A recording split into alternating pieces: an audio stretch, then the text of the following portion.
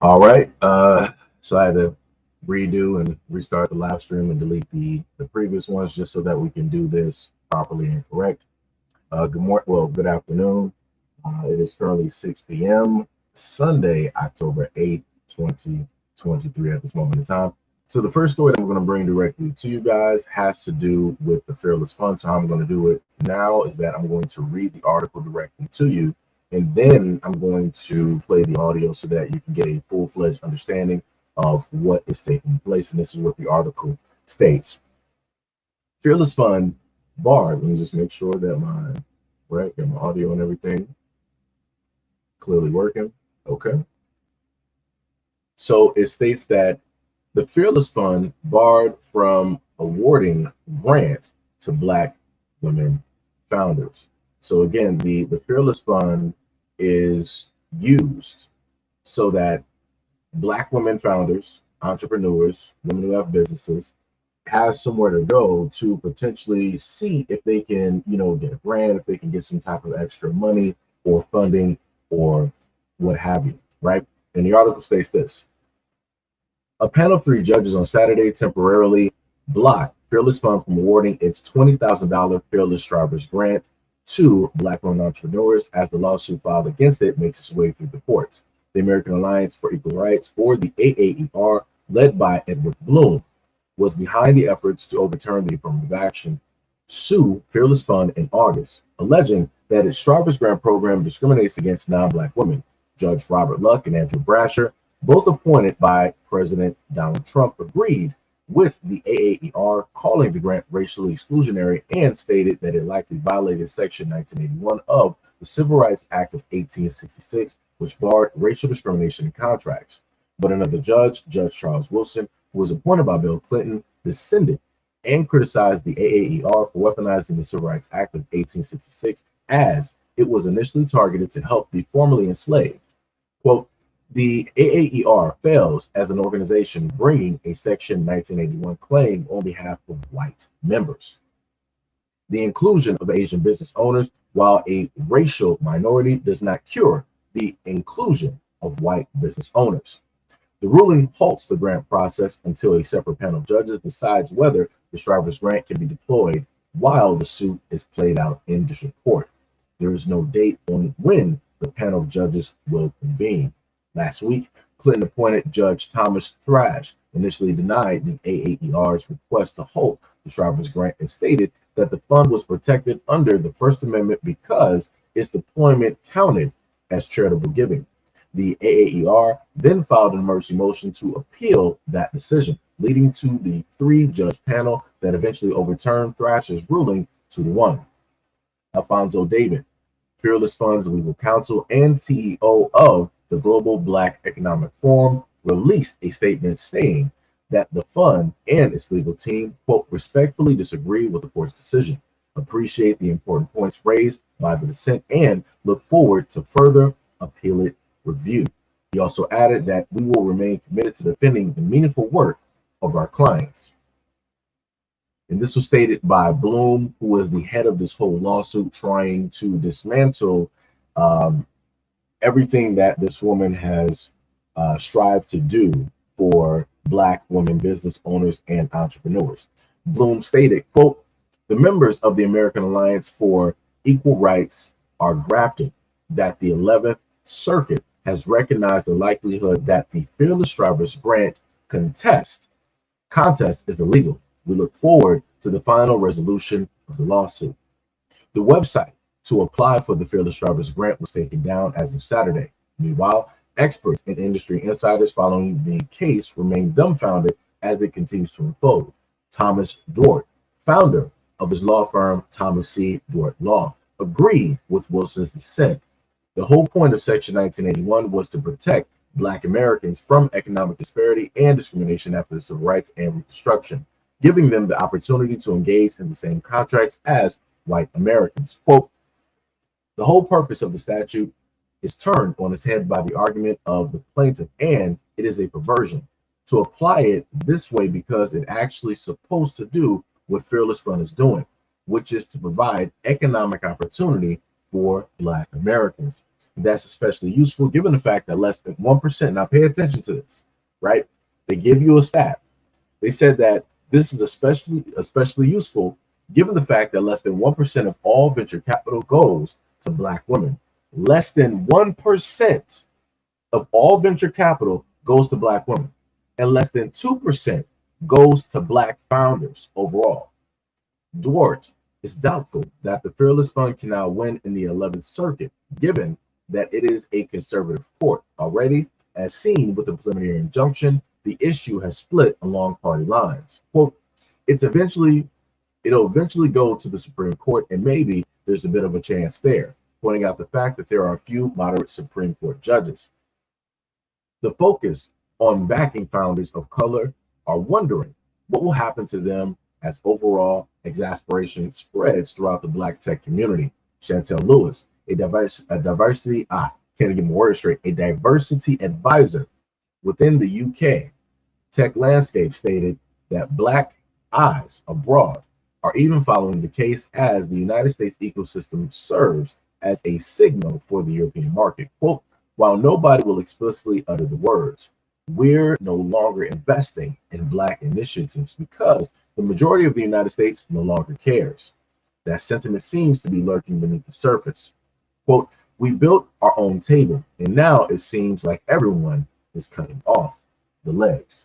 So now that we went through the whole article, you guys are able to get a gist and an understanding of what it is that this Black woman created.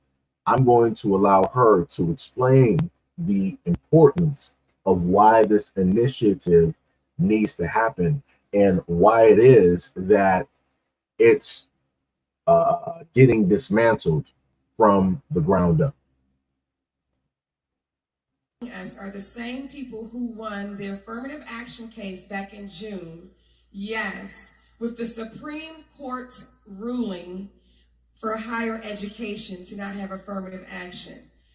Also, be mindful, we are not the focus at all. We are simply just the lawsuit. They are using us as a baseline or a precedent case to stop all minority funding to all women of all races and all people of color. Yes, this is a sound the alarm issue. In the event they were to ever have any success, which they won't, that's the precedent that they're trying to establish, and it's very unfortunate. This is the same organization that they have their way. They want to shut down HBCUs. Yes. And all organizations that benefit Blacks and Latino communities. I want to ask all of the sisters who are entrepreneurs, would you please stand? All of the sisters who are entrepreneurs, would you please stand?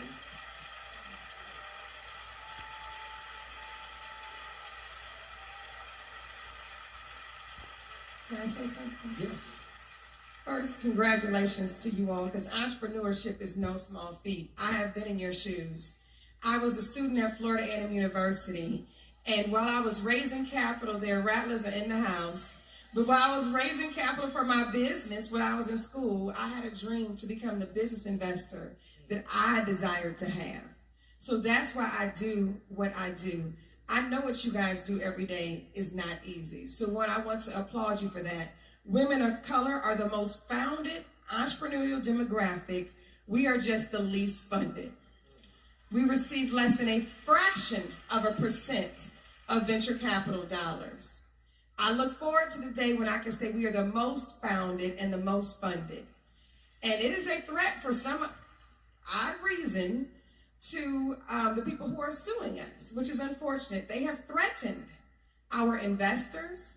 They have threatened our donors, our corporate partners, JP Morgan Chase, Amazon, Bank of America, MasterCard. So you were able to hear it directly from her. And, let me just make it clear. What's up, Jomo? He said, oh, geez, that Black Latino slogan. Let me just make this one clear. The reason why she stated that was to show the fact that the initiative that she started is not discriminatory at all. She's basically stating that, yes, as a Black woman, she created this initiative, the Fearless Fund, to give grants towards Black women, and things of that nature. But also, women of other ethnicities can come and apply and try to get a grant or what have you. That's specifically what it is that she is stating. She's not stating that there is a coalition or anything like that. You have to understand it from a business mindset. You have a lawsuit that is taking place here where you have individuals who are white that are trying to state that her organization is, in a sense, discriminatory and racist, right? That her organization doesn't allow anybody else to get any type of funds or any type of money. It's only in specifically for Black women, right? And she's on stage stating that this is not the case. She's vocally stating this, right?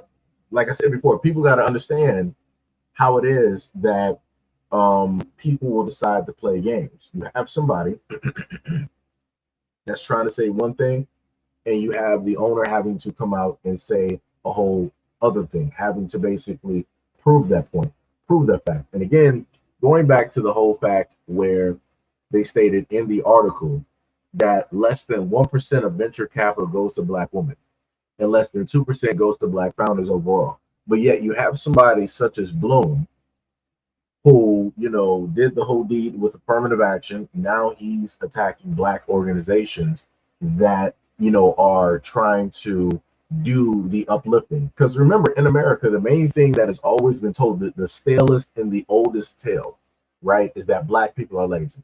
Black people don't want to do for themselves. Black people don't want to do anything. Black people don't contribute. So the moment of time that Black people create an organization and they're like, you know what, we're going to prove the point. We're going to make our own initiative. It's going to be positive. We're going to shine our own light on it.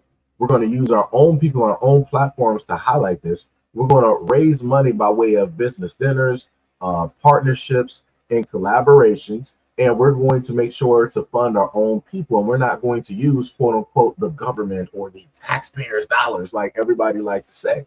But this proves the point that no matter what Black people do, the moment in time that we start to do for ourselves, people will start to come in order to disrupt that whole thing from taking place. And then you'll have the classic people come through and they'll be like, oh, well, wouldn't it be racist if white people said that, they had something specifically for to help out white business women? Wouldn't that be considered racist? But I guess it's not racist because Black people can do it. And it seems to me that the most racist people in America and that keep up the racism are Black people. And realistically, that's not the case. Again, going back to the section that they stated um, directly in the article, they stated that the whole point of Section 1981 was to protect Black Americans from economic disparity and discrimination after the Civil Rights and Reconstruction, giving them opportunity to engage and in the same contracts as white Americans. So again, this is a Black woman trying to give Black people a leg up, given the fact that less than 1% of venture capital is given of capital, venture capital is given directly to Black women, and then less than 2% goes to Black founders overall. So she is doing exactly what it is that she is supposed to be doing. But again, like I said before, you got other people that want to try to come through and dismantle and try to state that, oh, this looks real racist to me. Uh, we got to break this down. Why isn't everybody listed directly in here? Um, you know, that whole nonsense, right?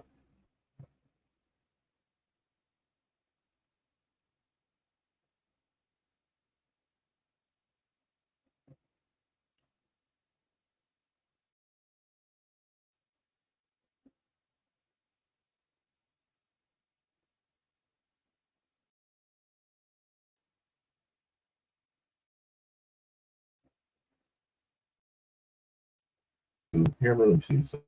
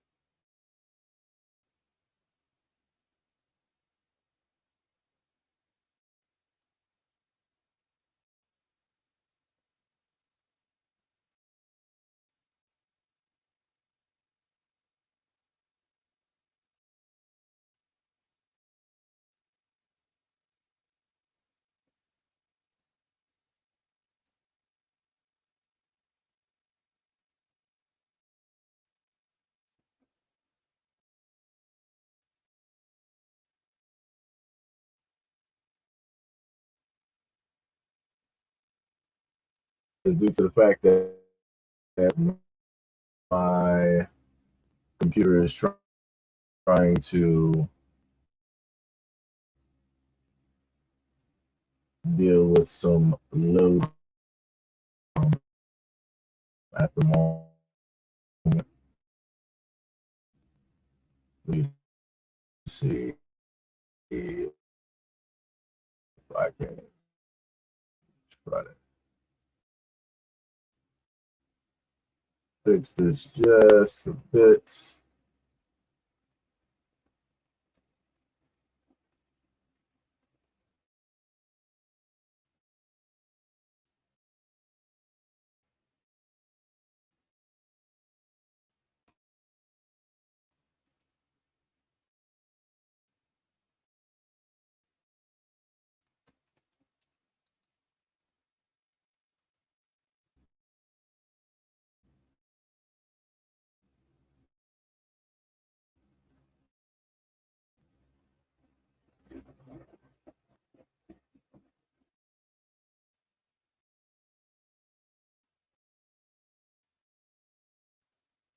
It's not technically working the way I want it to at this moment.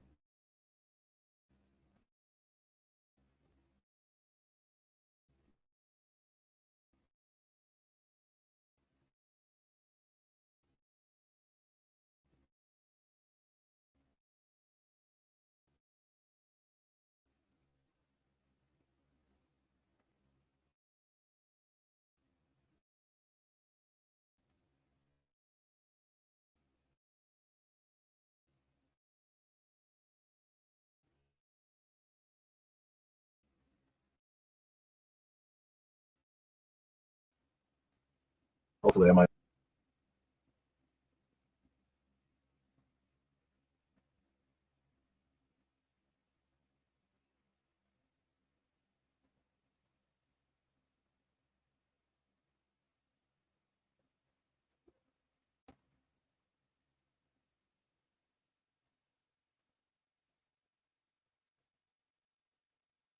All right, let me know if you guys can hear me now.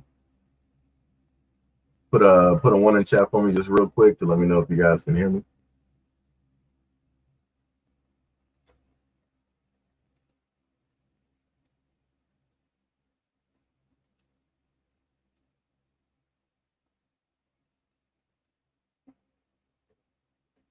Okay, there we go. So I had to just shut down OBS real quick. That's what happened. So sorry about that. That was about a good probably like 2 to 5 minutes of going through that. So basically, Gail, what I was talking about was the fact that she started up an initiative, which is a great initiative, but it is in a sense being attacked, and you have white people in the background that are working to try to dismantle what it is that she has created, the whole initiative. Because the main long-standing thing that has always been stated in America is that black people are lazy, we don't want to work, we depend on the government, we absorb tax dollars, we're the ones causing the utmost debt in the economy, we're the reason that there's trillions of dollars worth of debt, right? That's the main thing that they like to sit up there and state. But the main point here is that it proves the fact that whenever there is a point in time that black people start their own initiative where they're focused on, where they're worried about themselves, where they're quote unquote pulling themselves up by their bootstraps, they're off in their own little corner, they're not focused on, they're not worried about anybody else. Magically, you will have somebody trying to get into black people's business and trying to see their way in and trying to dismantle whatever it is that has been initially created. So again, whenever people want to bring that up, just to let you know, it's a farce. It's people just trying to say something just because they want to try to say something and cause a problem and an issue where there is no problem and no issue. Because again, when there's initiatives for the Latin community, for the Jewish community, for European descendants, for the Asian community, and many others out there, when there's initiatives specifically for those groups, you don't have these white groups coming in and trying to dismantle any of that and trying to take money directly from that group or any of those people. You don't have that taking place. But whenever it just so happens, again, specifically taking place with Black people, this is what we happen to see, right?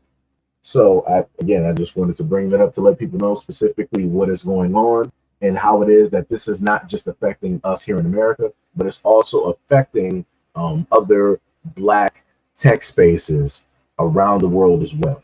That's why the lady from the UK, she stated that what did she say? Chantel Lewis stated she's a diversity advisor with United Kingdom tech landscape, and she said that Black eyes abroad are even following the case as the United States ecosystem serves as a signal for the European market, right? So which means that whatever the United States does to Black people, the European market is going to respond the exact same way. The European governments are going to respond the exact same way, right?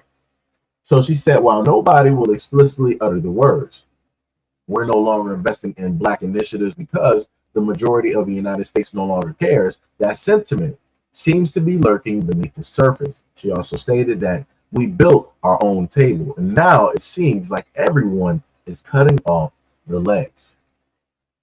And that is the thing that is taking place, right? And the other way that this is taking place is that they're trying to groups that run coincide with Bloom. Let me go back and see if I can get his full name here.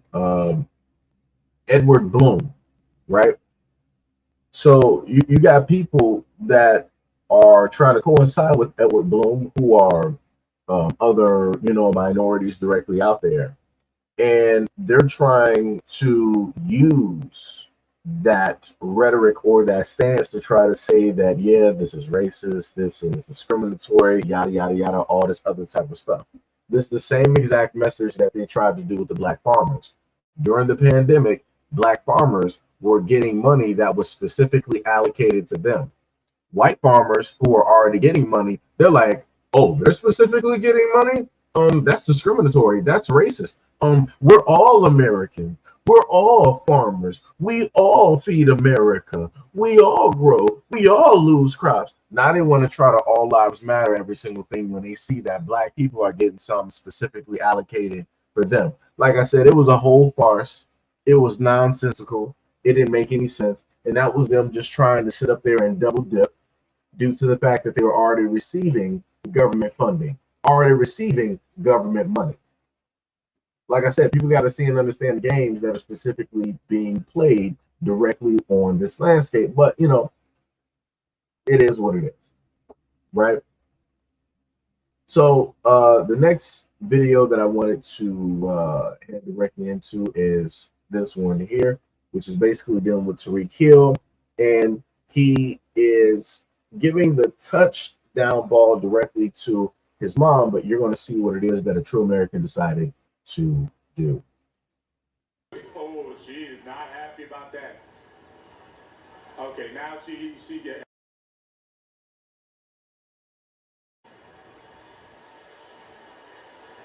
He was trying to give it to his mom. It looks like in the fan. Look, oh, she is not happy about that. Okay, now she get. So let me just go back to that, right? So you see Hill, right? Touchdown. He went over to the side where his mom is. You see other fans over there all hyped that he's there, and people want to try to get the ball and all this other type of stuff. So you initially see the one main guy, the oldest guy in the bunch, right? He's pointing back like, oh, you're trying to, give the ball back there? Okay, no problem.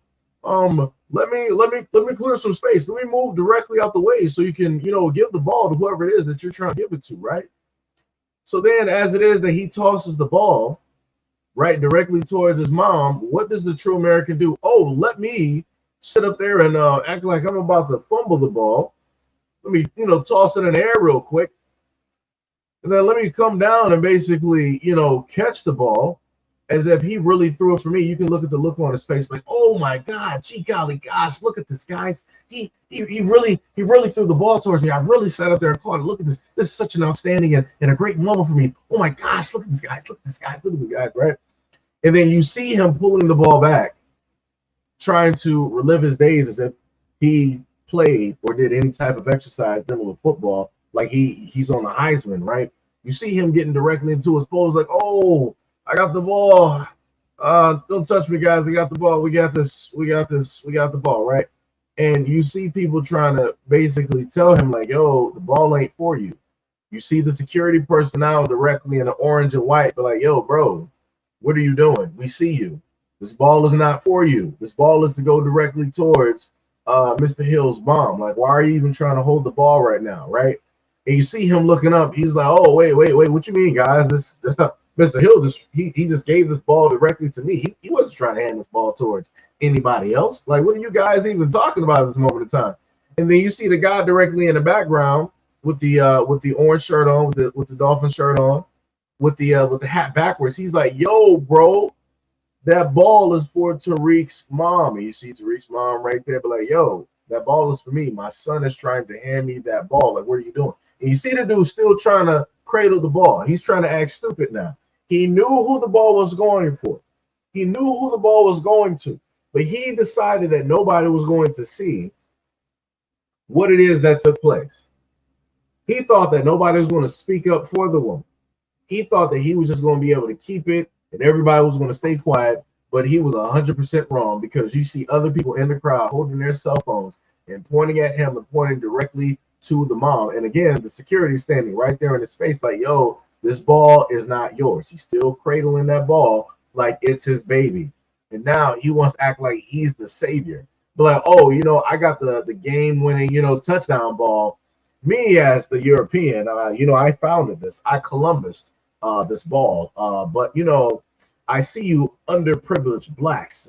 You guys, this is probably your first time here at a game. You've never really had this experience of actually being a winner, being a champion, having, somebody actually acknowledge you. So I'm going to do my Columbus ways, my conquistador ways, like we did with North America and all these other continents. And I founded this ball, and I'm going to bless you with the ball I founded.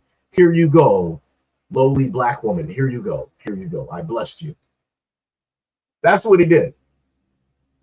That's exactly what he did, and can't nobody tell me any different. I literally broke down the video and showcased to you step by step specifically what this European decided to do. Even though we're living in the day and age of where it is that we have cameras, where it is that we're able to record, where it is that we can play back the replay, get a better understanding of what we are able to see, of the optics, right? So the next video comes directly out from China. I'm going to set you up. So you're going to see this is dealing specifically with a gym. So you're going to see the staircase. You're going to see a guy carrying a bottle. In that bottle, the guy is going to be carrying some type of motor oil. So as you clearly see, let me pull the video back, right? Let me pull it right there. So this guy that you see directly in front of you wearing the all black with the shorts, he's walking up to the gym stairs, right? And this is in China.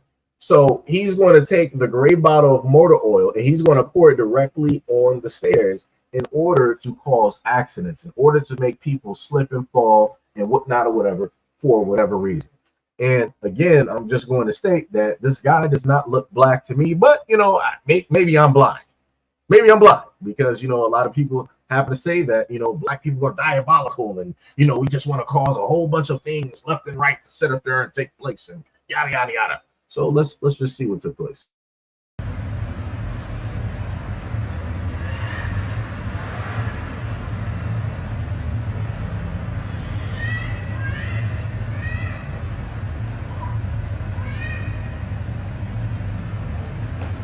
So again, he's pouring the motor oil on every single stair, making sure to cover those stairs and coat them. And after he leaves, watch him look specifically at the camera, because he does not care.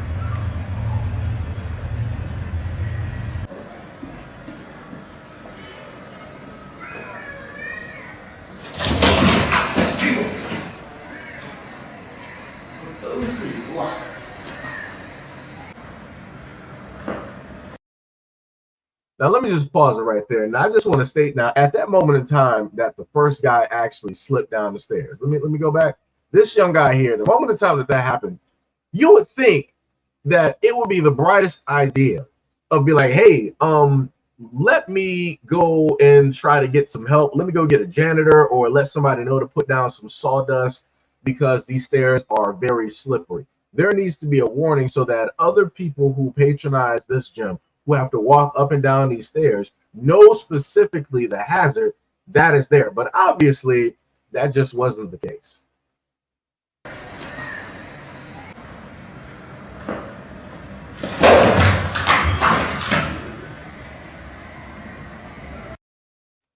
I'm not going to say that this is funny, and I'm not going to say that it's not funny.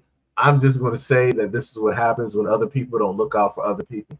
This is what this looks like. So clear cut, the guy must be maybe in his 50s. I'm looking at the gray hair.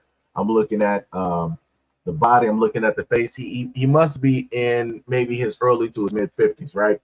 So the guy is coming directly, from the stairs, and he hit every single one of those stairs. So I know that was a spine tingler. I know that had to hurt on every single stair. He was reliving the first hit, from the first hit to the second hit, from the second hit to the third hit, and to the third hit to the fourth and the fifth and the sixth. And then he was like, you know what? This looks like a great lawsuit. I think it'll be grand if I just sit down here because I know somebody else is going to come behind me. I just know. God knows that somebody's going to come right down these stairs and they're going to see me and I'm going to have an eyewitness and my name is going to be all over this gym and this building. I just know. But let's see exactly what took place.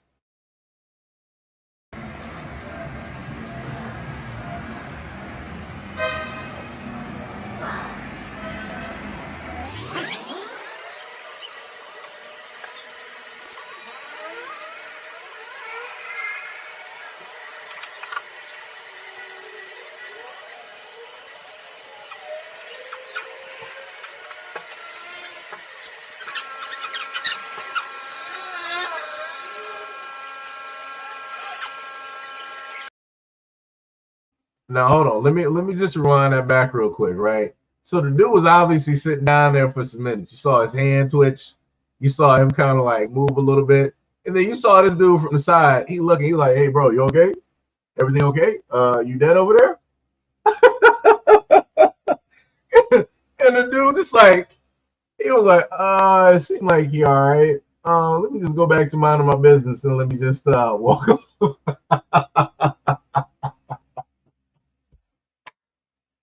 I'm pretty sure the reason why the dude left, he was like, yeah, I'm all right. Just let me on the ground. Just use your phone off camera, call 911, let them know that an old man got injured on the steps and he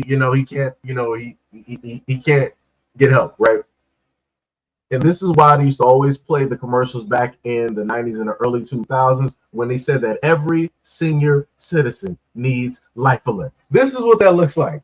This is a senior citizen who needs Life Alert. He needs that little button to sit up there and push. This is what all old people need. Whenever there's a fall in a bathtub, Life Alert. Whenever somebody falls down the stairs, Life Alert. Whenever somebody falls in the kitchen, Life Alert. Whenever somebody falls by their car, Life Alert. Whenever somebody slips and falls directly at a grocery store and there's nobody else in the aisle to witness what took place, not even cameras, Life Alert. This is why that commercial exists. I'm sorry, but let's continue.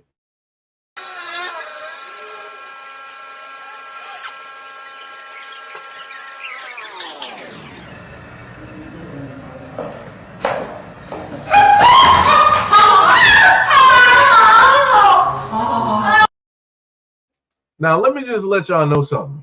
Again, we're looking at the second time a person knew exactly what was going to happen, how it was going to happen, but still allow people to go through the exact same pain that they faced. This is the world that we live in at this moment in time, where people will know the extent of pain and they will still allow others to face that exact same pain in order to learn what lesson. That lesson, I have no clue. Obviously, that woman, she hits her tailbone pretty hard. You heard the screams that directly came from her. And that dude is just sitting there chilling. He was like, it's okay. It's okay. I went through the same thing just about 5 minutes ago, and I was laying directly on this floor.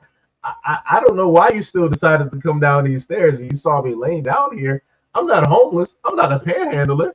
I came directly from the same stairs you did. But because you decided not to acknowledge me when you were up on the higher portion of the stairs, here we are meeting at the bottom. How does it feel? But let's continue. Let's continue.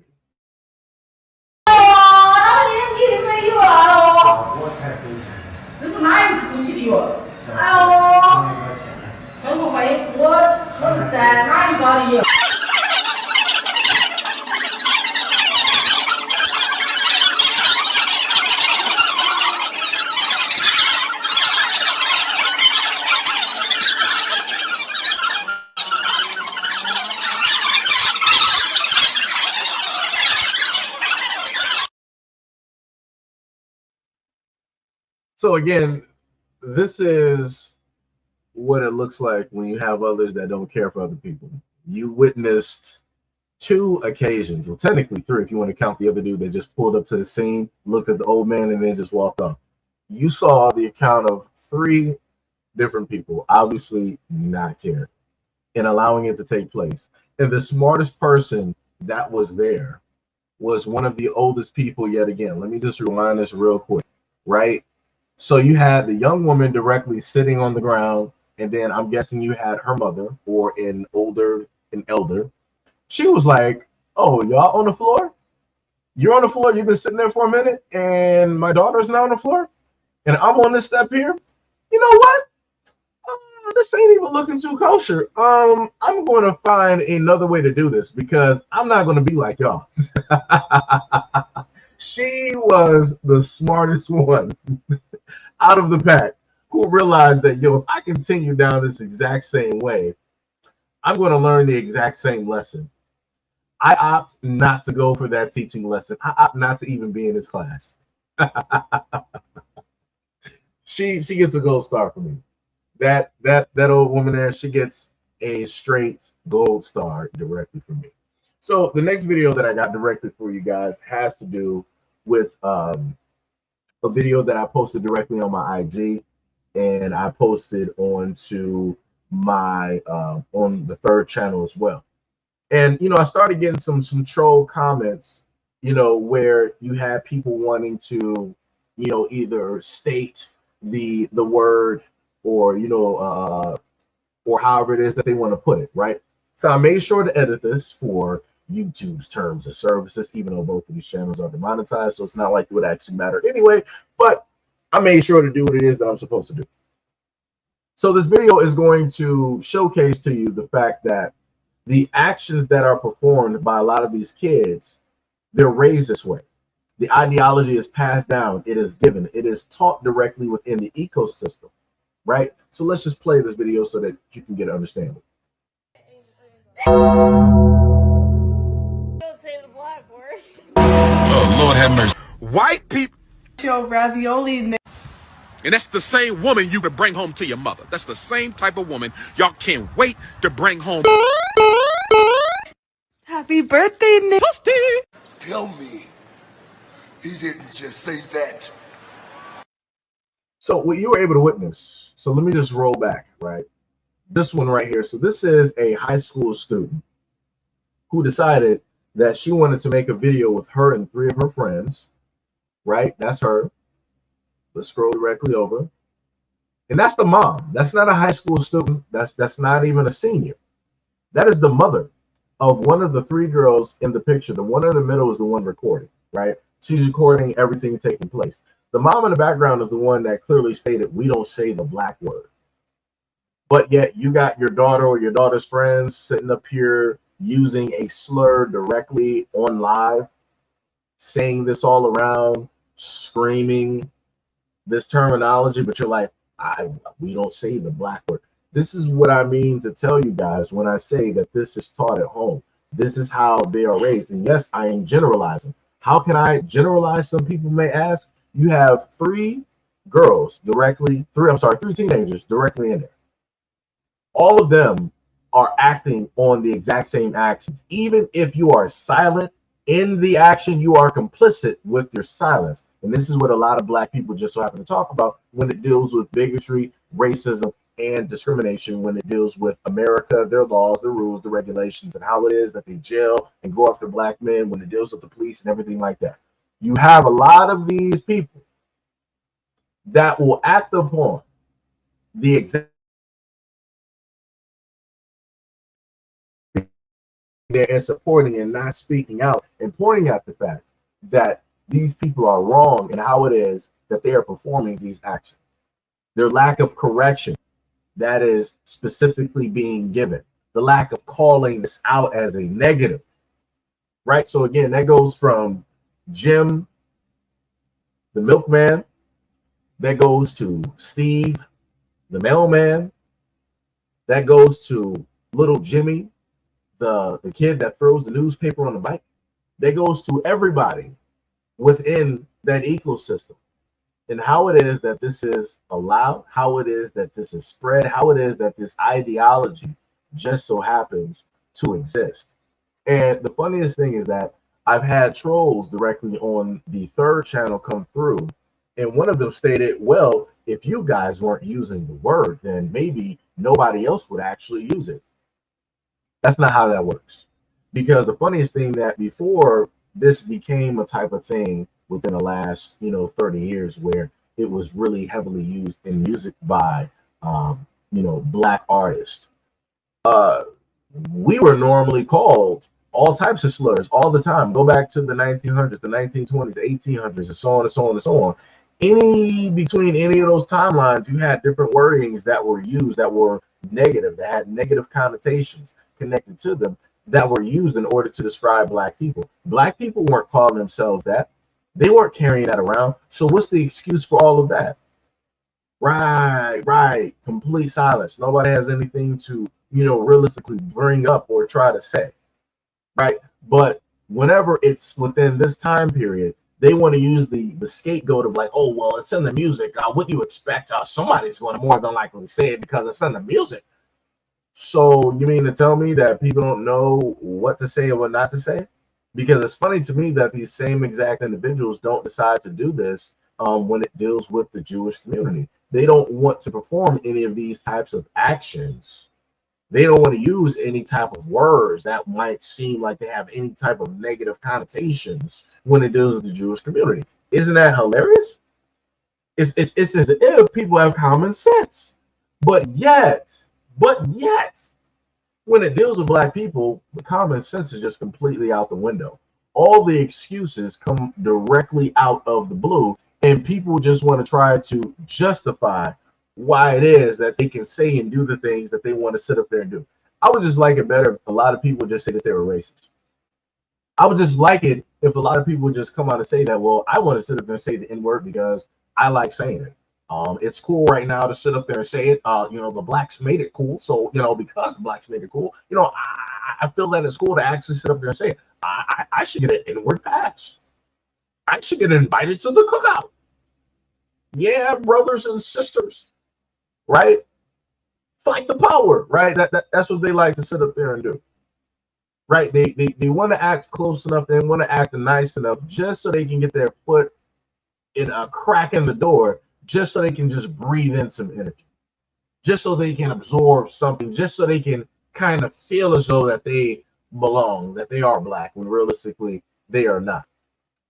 And then after they get that breath, they go right back to their white picket fences, their homes, their BMWs and their Mercedes. They're going back to their cul-de-sacs. They're going back to their ranch houses, right? They're going back to their private property, their gated communities. They're going back to their Colorado snowboarding, events. They're going right back to their lake parties. Woo-hoo, yeah, brother, yeah. I'm getting stoned, yeah. Right, they're going back to all of that good stuff. Right after they got like a taste of it. They like to dibble and dabble. And then they like to dibble and dabble out. They like to dibble and dabble back in, and they like to dibble and dabble back out. So this is just their way of trying to state that hey, I'm with the blacks. I'm there. It's like you are my brothers. I don't mean this in a negative way, a negative connotation. I mean it actually the same exact way that you guys mean. I mean it as a term of endearment, right? But like I said, let me just go back because I don't want people to think that I'm stating it, saying nonsense. Let me allow them to do it. Toasty! Don't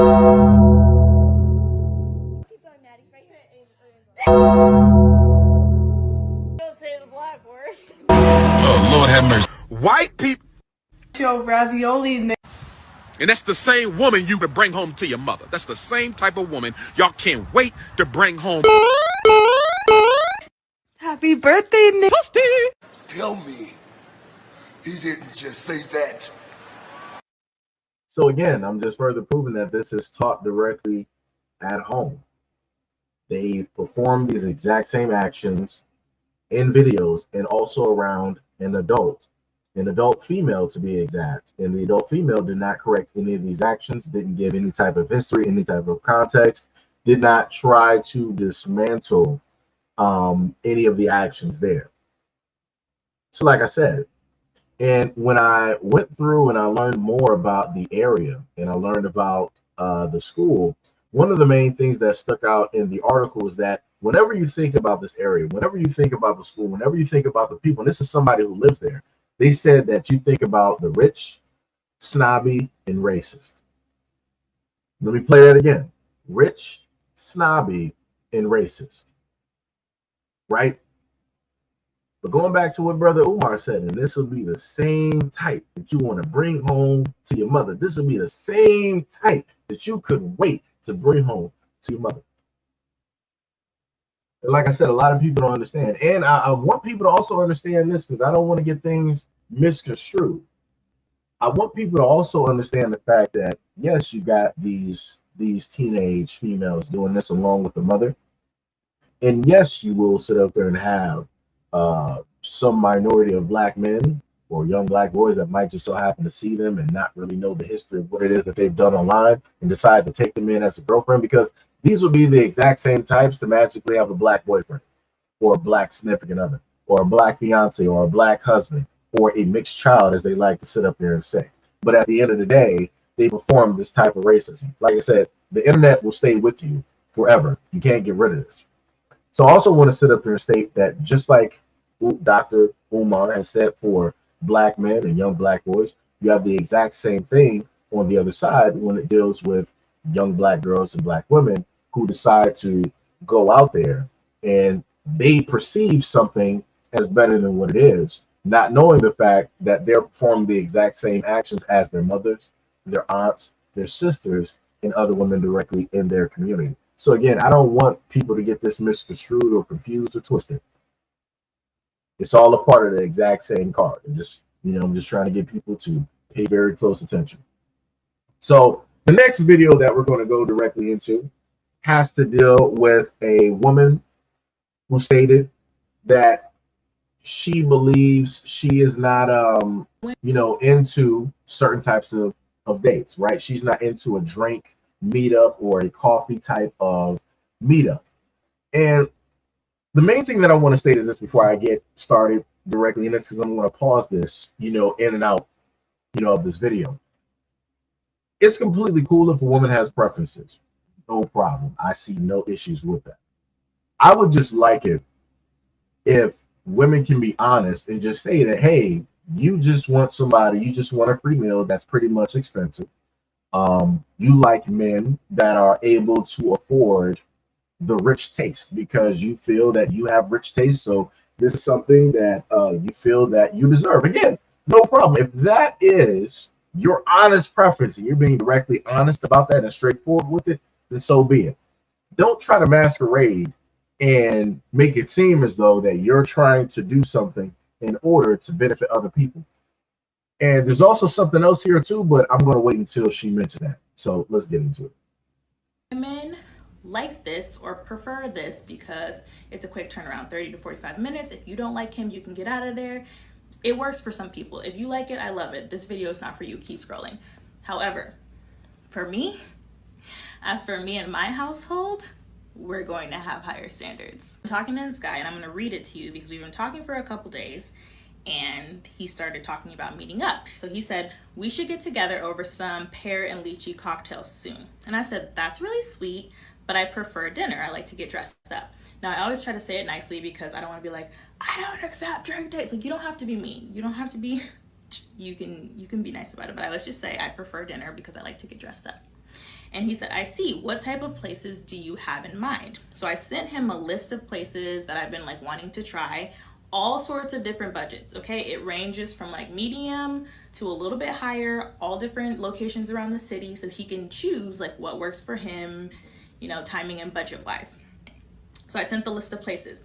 He says, these places sound really nice. I think it'll be fun to get to know each other over some nicer dining options. Here it comes though. But I wanted to let you know up front that if we were to meet at one of those places, I'm comfortable splitting the check. I usually will do drinks or something on the simpler end for the first meetup to see if there's a connection first. So my thing is, I don't like the coffee or drink date because they're trying to audition you to see if you are worth an actual dinner. This is the thing for me. Like, I know men. You don't have to be mean. You don't have to be, you can be nice about it. But let's just say I prefer dinner because they're trying to audition you to see if you are worth an actual dinner. This is the thing for me. Like, I know men. Let me just stop her right there because she's stating that she knows men, even though she is not a man. Firstly, if a dude even wants to go out and spend money, that means that he is obviously interested or he found you attractive in some type of way, fashion, shape, or form. She's trying to make this seem like it's some type of role play action where she has to perform this type of action in order to get some type of benefit specifically out of it. Couldn't we, as a guy, I could swear that I could say that for men, right? That men have to, in a sense, perform on a date like a court jester in order to potentially get the attention of a woman, knowing the fact that women have multiple guys that they are seeing and or talking to. Again, let's not be completely stupid here as to the fact that women can always get men. Women, when going through, if any woman is directly honest, a woman can go through her phone and point to more than 5 guys that are in her phone that she can go to for a D appointment, that she can go to for a lunch, go to for a dinner, go to for movies, go to for fixing her car, giving money for certain types of bills, taking her on certain types of vacations, and all this other type of stuff. Right? Again, those are guys who are performing this type of action to say that, hey, you should potentially select me because I'm willing to pay for a vacation. I'm willing to sit up there and take you directly out on this trip. I'm willing to sit up there and pay for your groceries. I'm willing to sit up there and pay for your bills. I'm willing to do this. I'm willing to do that. But yet, that's not the mentality that she seemingly has when it deals with men. And I promise you, looking at this woman, she has men directly in her phone. Her DMs are never dry. Her messages, her phone is never dry at all, at all, at all. But yet she is online specifically complaining at the fact that a guy wants to do something very simple. And it's going to get even more ridiculous as she keeps talking. So let's continue. And also shout out and much love, respect, and appreciation to the 2 people that just subscribed to the platform. The number one thing men are judging you off of is your looks, right? When they see you, they meet you, they're gonna be like, okay, how beautiful is she? Is she put together? Do I find her attractive, right? That's the number one thing. Your personality may come second, sure, but the first thing is how you look, right? So with that in mind, my NARS Radiant Creamy Concealer costs $32, okay? Why would I put on a full face of expensive makeup, do my hair, make sure my nails are done, make sure there's no hair on my body, and then come and spend 2 hours of my time talking to you for an $8 coffee or a $16 cocktail. Be oh so for real. So I just want to state this for any woman directly out there. No guy cares how much your fucking makeup costs.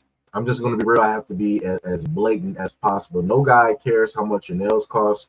We don't care how much your hair costs. We don't care how much your fucking makeup costs. We do not care about that shit at all. If we spotted you on your street, or on the street on your worst day, it's like, yo, you look attractive. You're on your worst day, but I still find you attractive. For whatever reason, she's like, yo, why am I going to sit up there and get all dressed up to the nine to go on an $8 dinner this, a $16 this? Notice how she's putting a monetary value and she's downing all of those things, right? She's saying that she has richer, more refined taste. I'm not getting dressed up for $8. I'm not getting dressed up for $16. Who told you that you need to get dressed up? You could just put on some basic everyday. You can sit up there and just put on a sundress.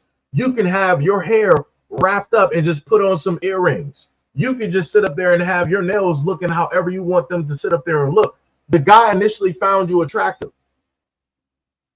Like, this blows my mind going on social media and seeing this type of stuff. Like I said before, if women just want to have a guy that has rich taste, that has money, just say that. It's not like, yo, you might have some names that'll come with it. Some dudes might say that you're a gold digger and whatnot or whatever and all this other type of stuff. That's cool. That comes with the territory. But at the end of the day, at least you being honest with it and you're not trying to masquerade as if it's something totally different. Like I said, she's creating a whole lie directly out here, like, oh, look how I gave this dude a list. Oh, look how I made it easy for him. And notice how she sat up there and said that she put all of these restaurants up there that she's always wanted to try. So you mean to tell me that your single ass didn't sit up there and go with your single friends to try out these restaurants to know if you liked certain things at these restaurants? Really? Isn't that what women normally do? They will go out with their female friends to restaurants that they never been to, that they always wondered about, and then they'll decide to go to these, and then they'll make up their mind, be like, you know what? This would be a good place to actually have a date. I actually like their food. I like their service. I like their drinks. I like the ambiance, right? Isn't that what women normally do? They'll try out some stuff with the girls first before they actually go out and do this and spend some real, cash, directly on it. Maybe it's just me. Maybe it's just me.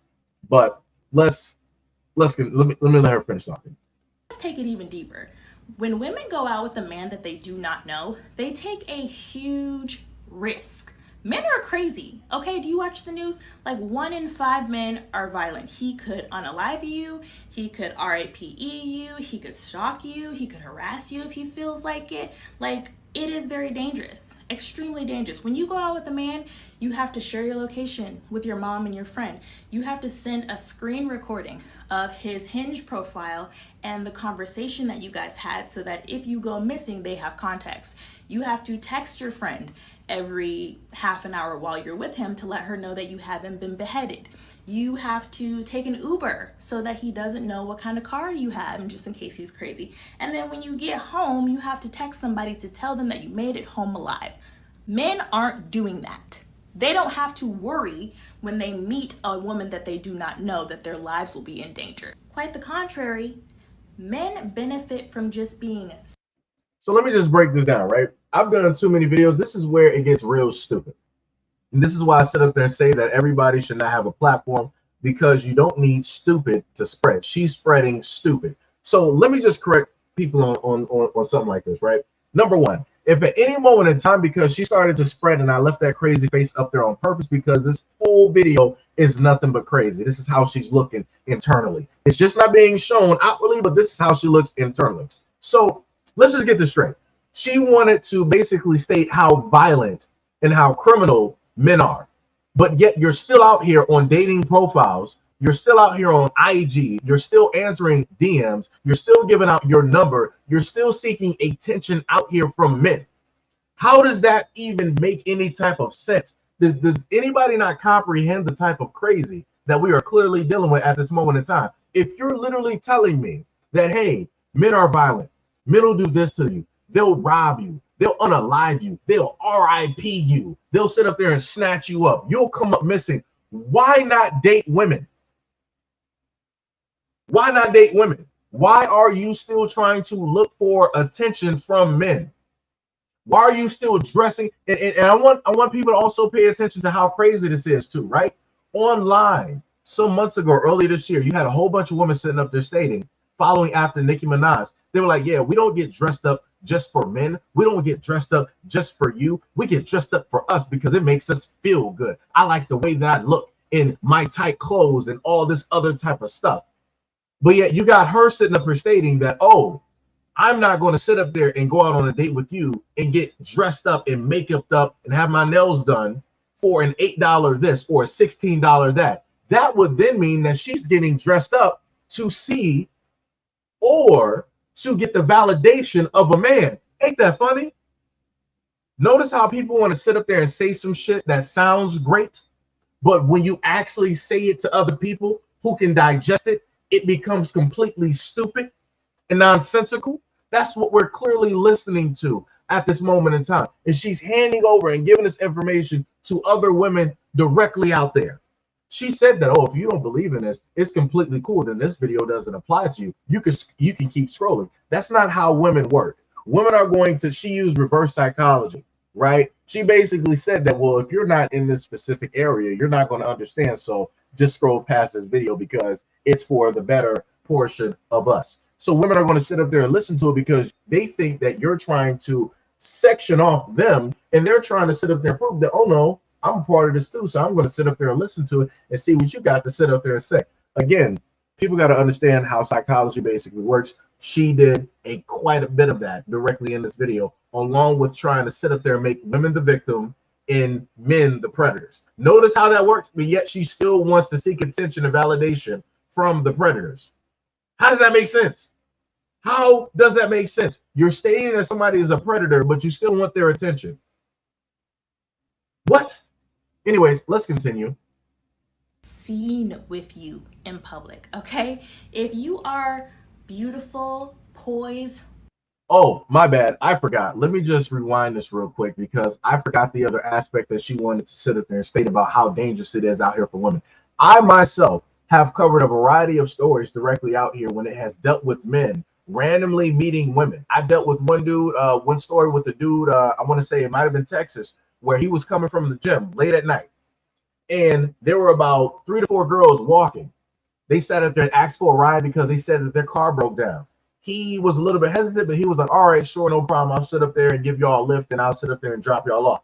As he proceeded to do this, the girls were already text messaging somebody on their phone. Next thing you know, a car rolled up on the guy that was giving the girls a lift, and they sat up there and robbed the guy. Luckily, the guy, he is still alive. He lost his car and everything like that from what it is that I can recollect. But those women set that man up. But she doesn't want to list how dangerous it is for guys.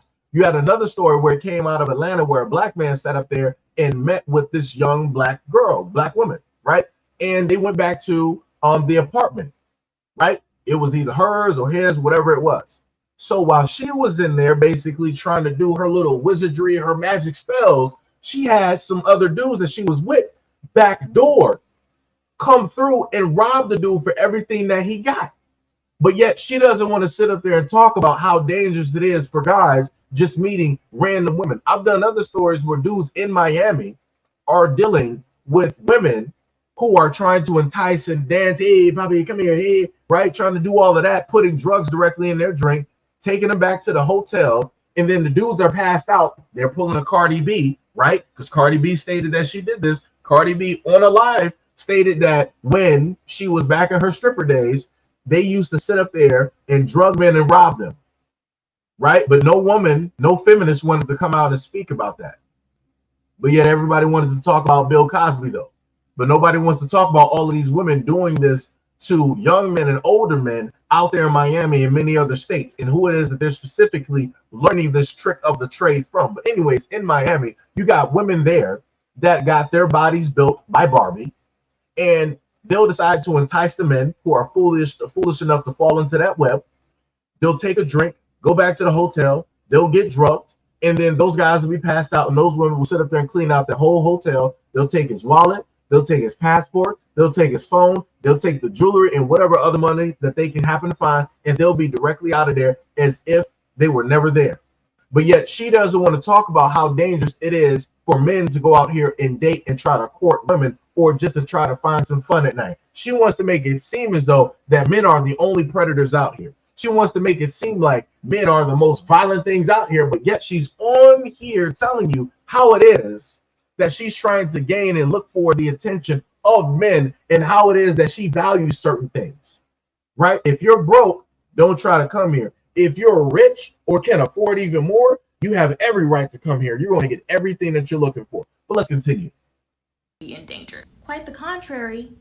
Men benefit from just being seen with you in public, okay?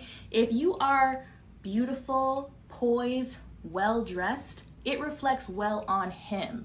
People look at him and they think, oh wow, he must be the man. Ooh, he probably has money. You know what? He's probably a good guy if he can pull her. And this is especially so if you are more attractive than him. If he's fugly or he's overweight or he's short, they're like, oh yeah, he must have money in order to be able to pull a baddie like that. So my thing is like, what's in it for women? We've already spent more money than you by just putting our makeup on. We're in danger. Like, what's in it for us?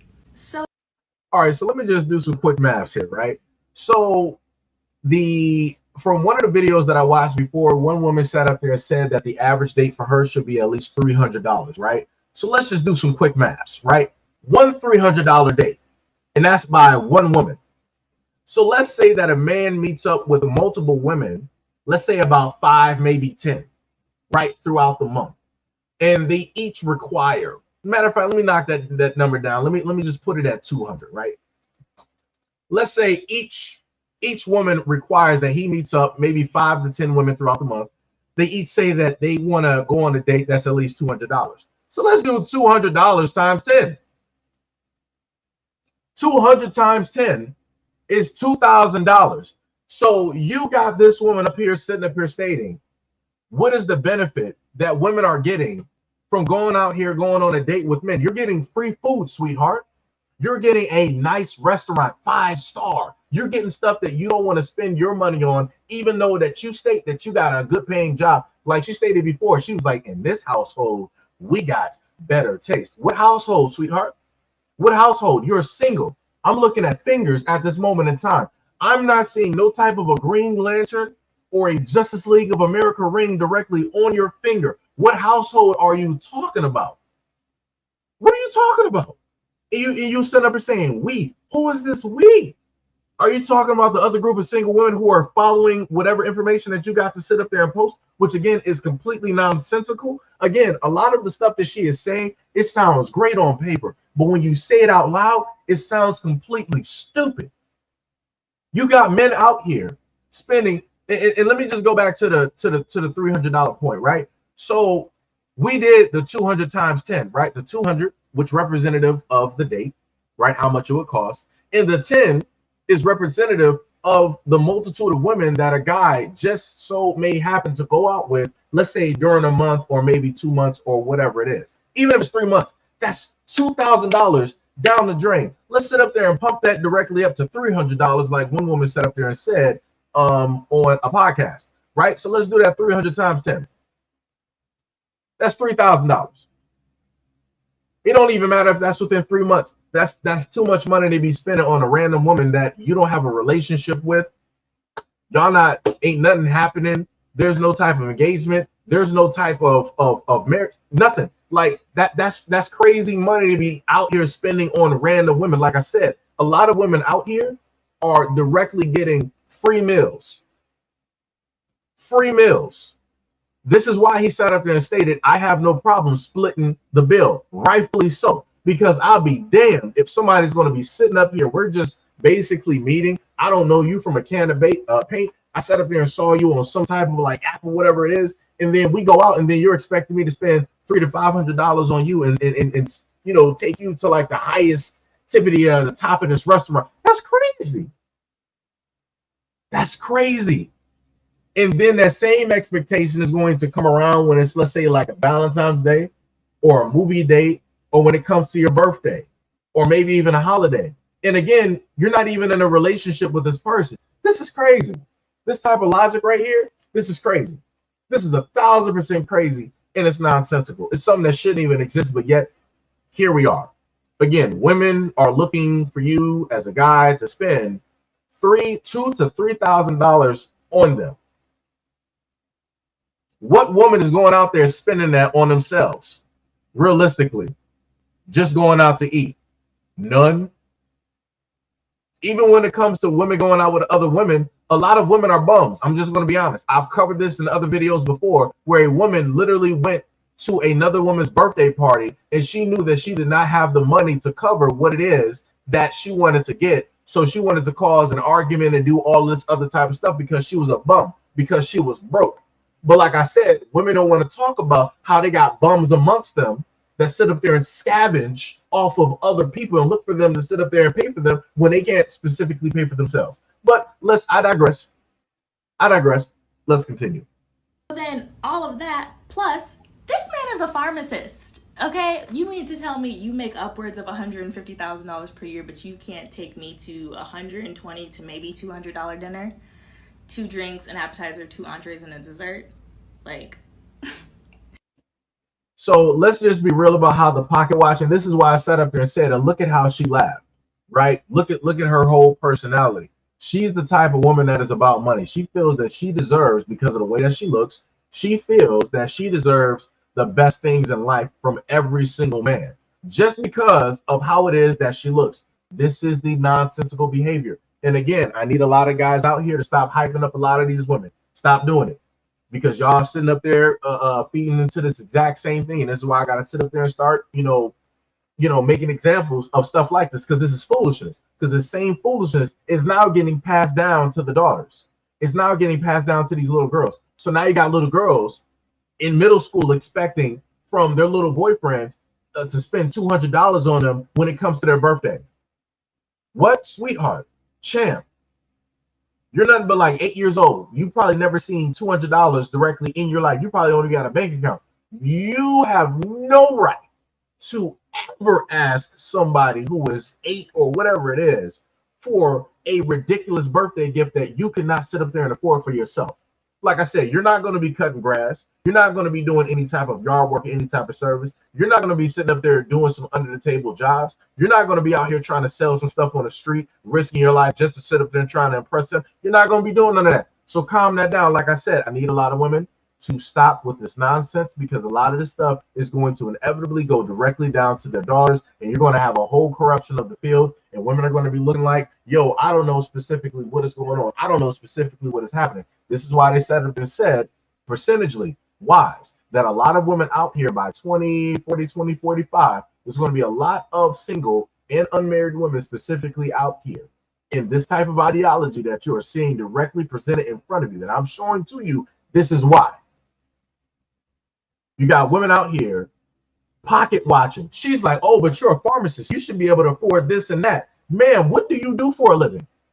You know that this dude is a pharmacist. You know projections of what it is that he's supposed to be making yearly. What do you specifically do for a living? That's what I'm trying to understand. She can rattle off what every other man has for a profession and a job and an education, but I have yet to hear what it is that she specifically does in this video. And for me, it's nothing. You just sit there and you look pretty, and guys see you and they're like, oh, let me shoot my shot and let me just throw some money at her and see what happens. And obviously nothing happens. But matter of fact, let me not just say it. Let's just continue with the video. And that kind of thing, look, men are supposed to be on their best behavior when they're doing a first interaction with a woman. Like, that is when they are at their absolute best. So if he's being cheap now for a first interaction, he's going to be cheap on your birthday. He's going to be cheap on Christmas. Like, that kind of thing, that only gets worse. It never. So remember, like I told you before, she tried to get you. This is how chameleons work. This is how, pay attention. I need people to wake up. Pay attention. This is how chameleons work. She started off the video sitting up there saying like, oh, I'm this nice person. you know, it's completely fine and dandy. If it's a guy and he can't really afford something, well, you know, I'm going to give you a list, and you can go from the lowest to the medium to the highest, and you can pick whichever one that you could just so happen to afford. And notice how it started really diving into the money. This is why I sit up there and tell somebody.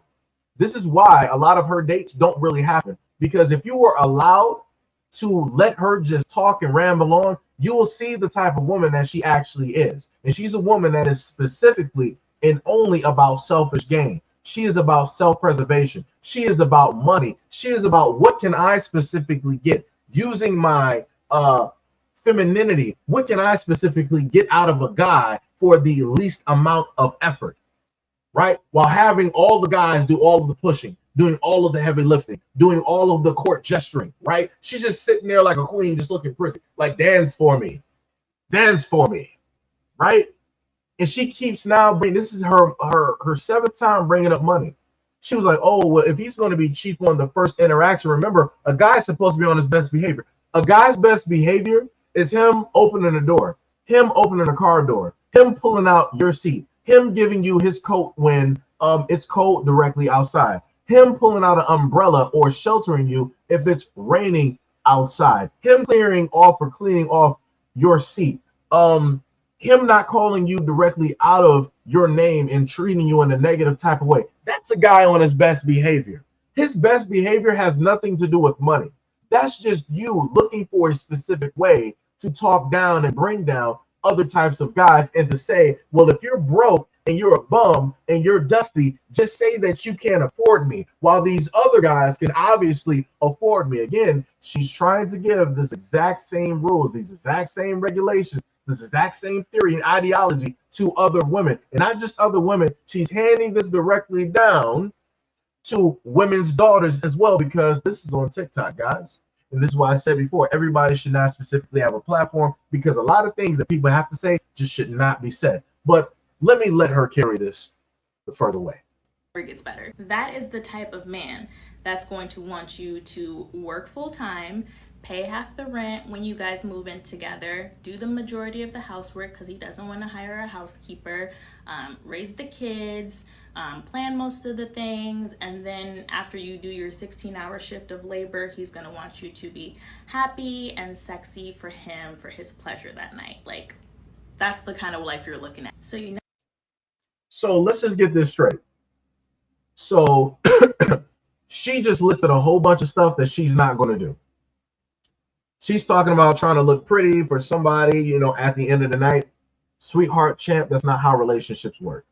There was only one woman in life that I ever knew that went to sleep with a face full of makeup, and that pretty much never allowed her husband to see what her face looks like outside of makeup. And that woman is old school. That's the only woman that I know of. Other than that, the moment in time that you start to get to know a woman and y'all are around each other numerous amounts of times, that little thing that women like to do where they try to seem all girly and stuff, that starts to break down. And you start to really see who that woman actually is, right? So how she's portraying herself is not how she is when she is actually with a guy in a relationship for a long period of time. I can promise you this. Like I said, a lot of women want to sit up there and say all this other type of stuff, how it is that they are, they're dainty, they're girly, and all this other type of stuff. It's a fallacy. I just want people to understand that a lot of women are very great and very good at lying. This woman is clear-cut one of them. Then on top of that, she said that she's going to be working a 16-hour shift. Where are you working at? Again, you're stating all of this stuff and giving examples. Where are you working at? You know that the one guy that wanted to take you out, that found you interested enough to want to send you a DM or a message, he wanted to take you out for a drink or coffee, whatever it was. You felt that that was broke behavior, so you basically didn't respond directly back to him.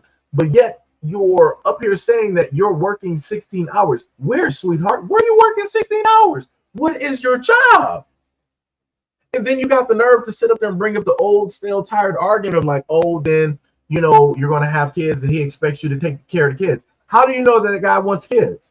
What if you're running into a guy or dealing with a guy that doesn't want kids? That argument is nonsensical. It doesn't even make any sense. What if you're a woman that doesn't even have kids? That argument is nonsensical. It doesn't even make any point to even bring up. So again, you're bringing up all of these other what ifs to try to sit up there and have a stance, which is 1,000% stupid. And then you're trying to sit up here and say that the dude is going to be cheap all the way around, in that a guy is going to have all of these expectations that, oh, he's going to expect for you to go 50-50 on the bills and the rent and whatnot or whatever. Ma'am, I'm not sure if you actually understand some stuff, but at this current moment in time, the living situations here in America are not that great. Just like how I just listed to you guys how women basically expect men to spend $3,000, and I'm talking about in general, women expect men to spend $3,000 when it goes out. I'm talking about all together, because the guy has to go out on these dates and he has to prove that he is this and that, and he has to spend $200 to $300 there, right? So that's rent. Within that 2 or 3 months that guy might be spending that $3,000, that is rent money for a lot of people that are just living on their own. I'm not, like I said, I'm not sure if people are actually, if a lot of women are doing the calculations on what it takes to actually live specifically by yourself. This is how I know that a lot of women specifically out here are getting their money other ways versus just working a job. You have a lot of women that are specifically depending on men to pay their bills, where that they get their money specifically from, and then their money that they get from their job, they decide to spend that. Oh, I'm a boss chick, I'm this, I'm that, I'm about to sit up there and spend this on some Balenciaga, I'm about to get some red bottoms, I'm about to get some Louis Vuittons, I'm about to do this, I'm about to do that, I'm about to take a girls trip, I'm about to take a vacation over here to Europe and all this other type of stuff. Again, what is it that she specifically does? Because she talked about 16 hours. We don't know where you work. And then before that, you wanted to talk about that the dude that wanted to court you was a pharmacist, and he makes $100K, and he should be able to afford a 5-star this. He should be able to afford the drinks. He should be able to afford the dessert, the dinner, and everything else. But yet you're still trying to call this pharmacist broke because he wanted to take you out on something that he felt was affordable. Let's continue. Plan most of the things, and then after you do your 16-hour shift of labor, he's going to want you to be happy and sexy for him, for his pleasure that night. Like, that's the kind of life you're looking at. So you know what? Good for this man for asserting his boundary. He did it very nicely, and it showed me what his attitude or approach is when it comes to dating new women, and ultimately it gave me the opportunities to choose, and I have my boundaries too, so I chose to not accept it. And so remember this, I want people to understand that whenever you hear women online sitting up here stating that the dating pool is this or it's that, women act like there's not enough men out here. That's because women be running through a lot of the men, and they selectively choose who it is that they want to sit up there and deal with. And a lot of the men are just like, yo, I'm not about to deal with or go through this foolishness again. I got played 1, 2, 3 too many times. It's not about to sit up there and happen again. So more than likely, that same dude that's a pharmacist, don't be too surprised if he's going elsewhere directly with his money because of the foolishness and the games that she's specifically playing, because she wants somebody to literally break the bank when they go out each and every time, because that really shows to her that she's special. Let me tell you the type of woman that she is and how her life is going to end up. She's going to inevitably, somehow, some way, she might just so happen to find a rich dude, somebody that has money, status, power, a name. She's going to be attached and associated with that. That also goes back to the same conversation where she wanted to state that, oh, women do all of these things for men. If he's fat, if he's fugly, if he's short, again, she's trying to down the variety of groups of men and say that they are not worth actually being with because they're not up to a certain standard, because she is this standard, because she looks this good, this great, right? But like I said, Father Time and Old Man Winter are undefeated. She's going to learn that lesson. But the main thing is that she's going to be with this rich dude. He's going to have status, power, and opportunity. Don't think for 1 minute that that dude who can choose over 1,000 different women that look way better than you, do not play yourself and think that you're going to be able to suffice all of that man's needs, that you're going to be able to do every single thing that that man desires and wants specifically from you. A lot of women will be like, yo, I'm not doing none of this. I'm not into any of this. A lot of women, once they start getting into a relationship with a guy, they'll start sitting up there, setting up those boundaries. They'll be like, oh, yeah, we can do this, this, that, and the third, and all this other type of stuff. I'm into any and everything. But then once they finally got you and you're married, like she's going to sit up there and get with a rich dude, she'll say all of this. She'll have all of this good mouth and all of this good talking. But then when it's now time to really get down, now she's like, oh, I'm not really up for this. She's gonna come up with all types of excuses, and my head hurts, I'm on period, I'm this, I'm that. I never said I was really into that. We really never discussed these types of things and all this other type of stuff. So inevitably, she's going to be stuck in a unhappy marriage, and that guy is going to be seeing a multitude of other women that are going to do the things that she is not going to directly do, and he's going to pamper and take care of those women, and more than likely have kids with that woman outside of that marriage. That's what's going to sit up there and happen. Because she's playing herself right now, because she thinks that she is the cream of the crop. Again, she's gassing herself up, and she's using this video to gas up other women who have the exact same mentality as her. And I'm trying to tell you how it is that their life is going to inevitably end up. But let me finish letting her speak. I didn't respond or anything. I didn't like bargain with him or try to justify anything. I just quietly unmatched him because I wasn't gonna let him play in my face. But like, obviously, if you're on TikTok, like, this is not irregular discourse. Whoa, like, let's wait. What did she say? Raise the kids. The kind of life you're looking at. So your attitude or approach is when it, and ultimately it gave me the opportunities to choose. And right. I have my boundaries too, so I chose to not accept it. And so I didn't respond or anything. I didn't like bargain with him or try to justify anything. I just quietly unmatched him because I wasn't gonna let him play in my face. So again, look at the crazy face there. And she said, I'm not going to allow this man to play in my face. She's the only one throughout this whole video. Like I said, I don't need to see any other videos about her to understand her, to get to know her mentality, her ideology, where it is that she is in life. This one video has shown me everything that I need to know. It showed me everything. A zebra cannot change its stripes. She is the person that she has always been, and social media has basically heightened that, because obviously she more than likely has a following. Other women agree directly with her. They're in the comment sections more than likely calling men bums and all this other type of stuff, and yada yada yada, and you go girl and all this other type of nonsense, right? Because they don't know any better, or better yet, they do, but they just refuse to learn better, and they decide to stay within this ignorant cauldron that has been concocted with this sorcery and this wizardry. And again, she came through and was like, I'm not going to allow him to play in my face. You've been playing in our faces this whole time by listening to the stupidity that is coming directly out of your mouth. Like, this is crazy. You've been playing games this whole time. Just say that you want a dude that is rich. Say that you want a millionaire or a billionaire. There's dudes out there, but you know chances are the competition for that is real steep, and you can't actually compete. Like I said, if you would have put her up against some of these girls, like let's say that she wanted to go over to like the Middle East, put her up against some of those girls over there in like the Middle East. Let's see how she fares out. Let's see how she fares out with that competition. And those are girls that ain't wearing weave. They're not doing a lace front. Those are girls that ain't sitting up there putting on all this other type of toner and makeup and all this other type of stuff. They're coming through with their natural as they were intended, as they were born. They're not doing nothing else. They're just putting on the clothes, a little bit of jewelry. Wow, they out there. Like I said, let's see if she will be able to compete with that. Put her over there with a lot of the women over there in India. Again, not wearing weaves, not wearing all of that makeup. And I'm talking about the melanated ones directly over there in India. Let's see how she fares out trying to compete for some of those rich guys directly over there. Let's see how that basically works out. Again, like I said, a lot of people don't understand perspective because they're used to the tiny bubble of which they have either created or that they live in.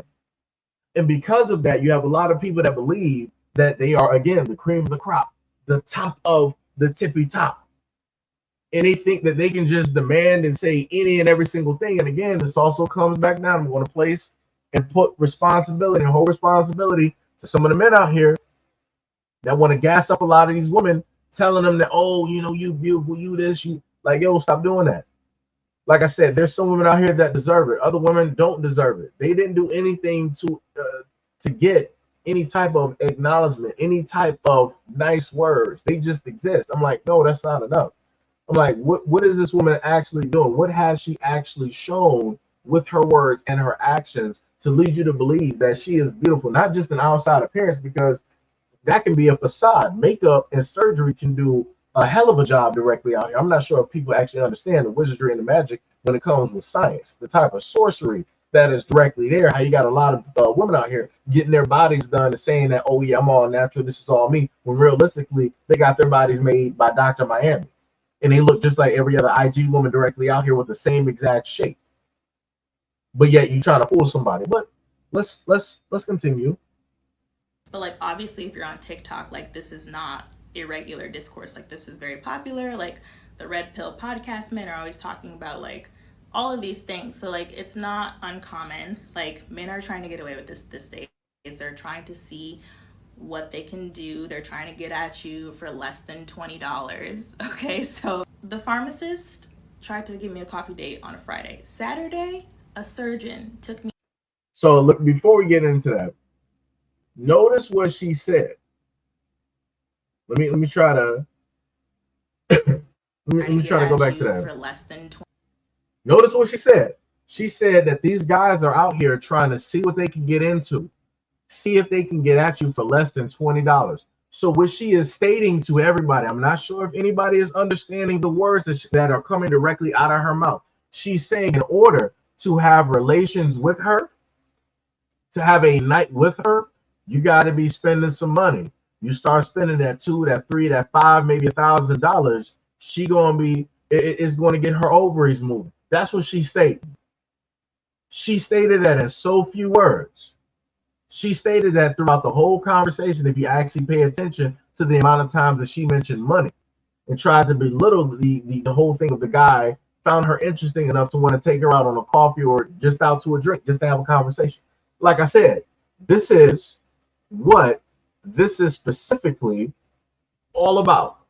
She's stating that if you want to get directly a night with her, you got to be spending hundreds, if not thousands of dollars on her in order to potentially get that night or that chance. And realistically, it's just a chance, because it's not a guarantee that if you spend all of this money that you're going to have a happy ending. But let's continue. $20. Okay, so the pharmacist tried to give me a coffee date on a Friday. Saturday, a surgeon took me to a beautiful dinner with a view. The next day after that, this other man took me to this food event where the tickets were $250 because he wanted us to have VIP. So don't feel scarce about it, because there are plenty of men. There are a plethora of men. So notice what she just sat up there and said to you. And this goes back to what I said in the previous earlier in the conversation, where women have a multitude of guys to be lined up. So it's like, well, if this guy falls through, if he ain't sitting up there doing something, I'm going to call A, B, C, D, E through Z and see what's really happening. Right? And she basically just told you that. She was like, well, I had this one date where this dude sat up there and spent these hundreds of thousands of dollars. And then I had another date where this other dude spent hundreds of thousands of dollars. And then I really had this other nice date because this dude spent $250 on VIP because he really wanted us to have VIP.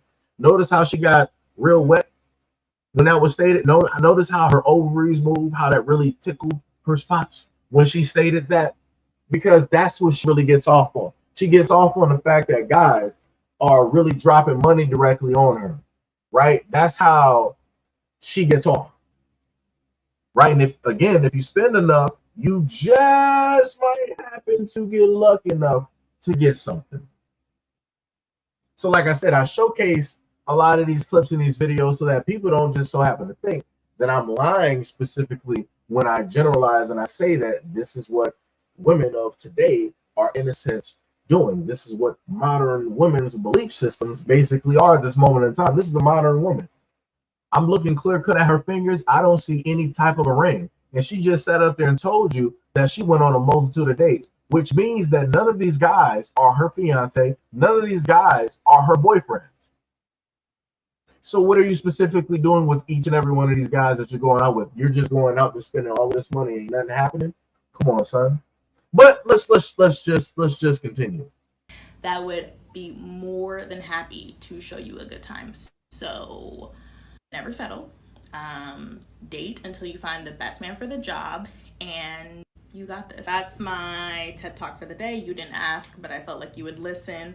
Send this to one of your friends who needs to raise their standards and tell me what you feel like in the comments. So you heard what she said. Send this to one of your friends who need to realize their standards. Wow. Because obviously, if a woman is into simpler things in life, she doesn't have good standards. That's what she's basically stating.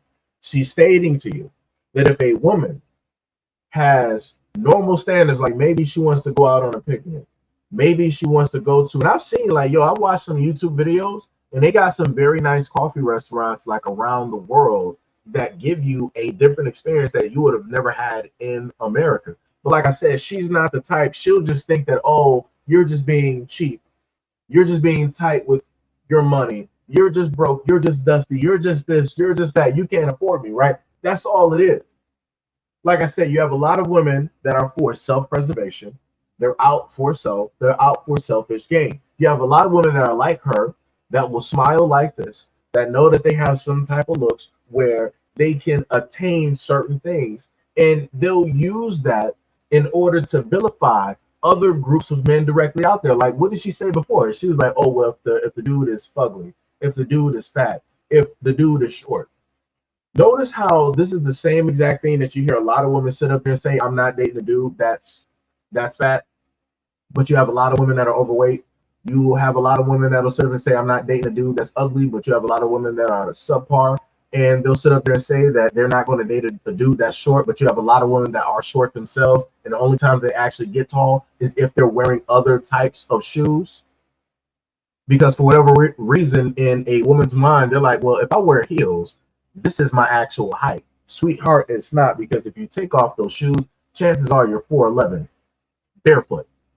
So it's like to try to sit up there and say that you deserve a guy that's going to be 6'9" because you're going to put on some asinine heels that's going to make you 5'11". Nobody told you to do that. So when you sit up there and break your ankle like Allen Iverson crossed you over when you're trying to just simply cross the street, and you just sat up there and stepped on a crack, and now your back shifted 2 different places, and you got to go to a chiropractor, yo, you did that to yourself because you're out here trying to look cute. You're trying to do more than what it is that you should specifically be out here doing, because you feel that you deserve something, not that you necessarily actually deserve it or actually need it. This is how selfishness works, and this is why, again, I'm bringing forth this video, and I let her expound upon and tell you guys word by word, verbatim, what it is, how her mentality and how her ideology basically works, and how it is that not only did she get down on guys, she also got down on a guy that makes over 100K a year. She also got down on women that have a mentality of like, yo, I just like the simple things in life. I enjoy the simple things. She says, send this to a woman that you know that needs to realize her standards. She's telling you that your standards as an ordinary woman are not good enough.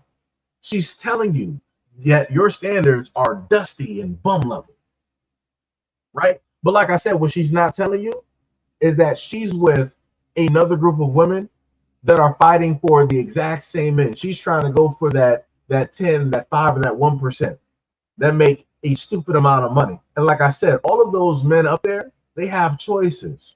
Why are they going to sit up there and idly sit by and stop everything that they're doing just to get married to this one woman that is not going to facilitate every single need? And that's going to feel that they should be pampered and given this, that, and the third just because they're a woman.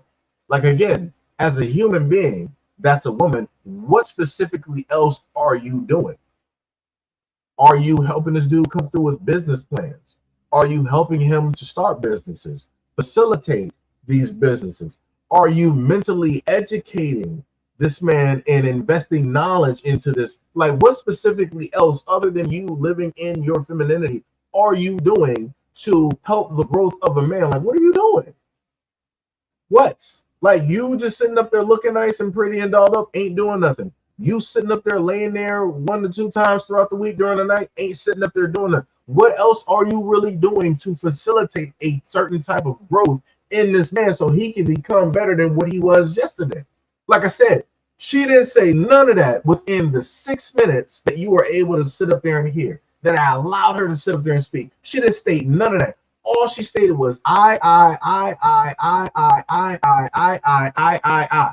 My needs, my needs, my needs, my needs, my desires, my desires, my desires, my. That's all she stated. Nothing but selfishness through the video.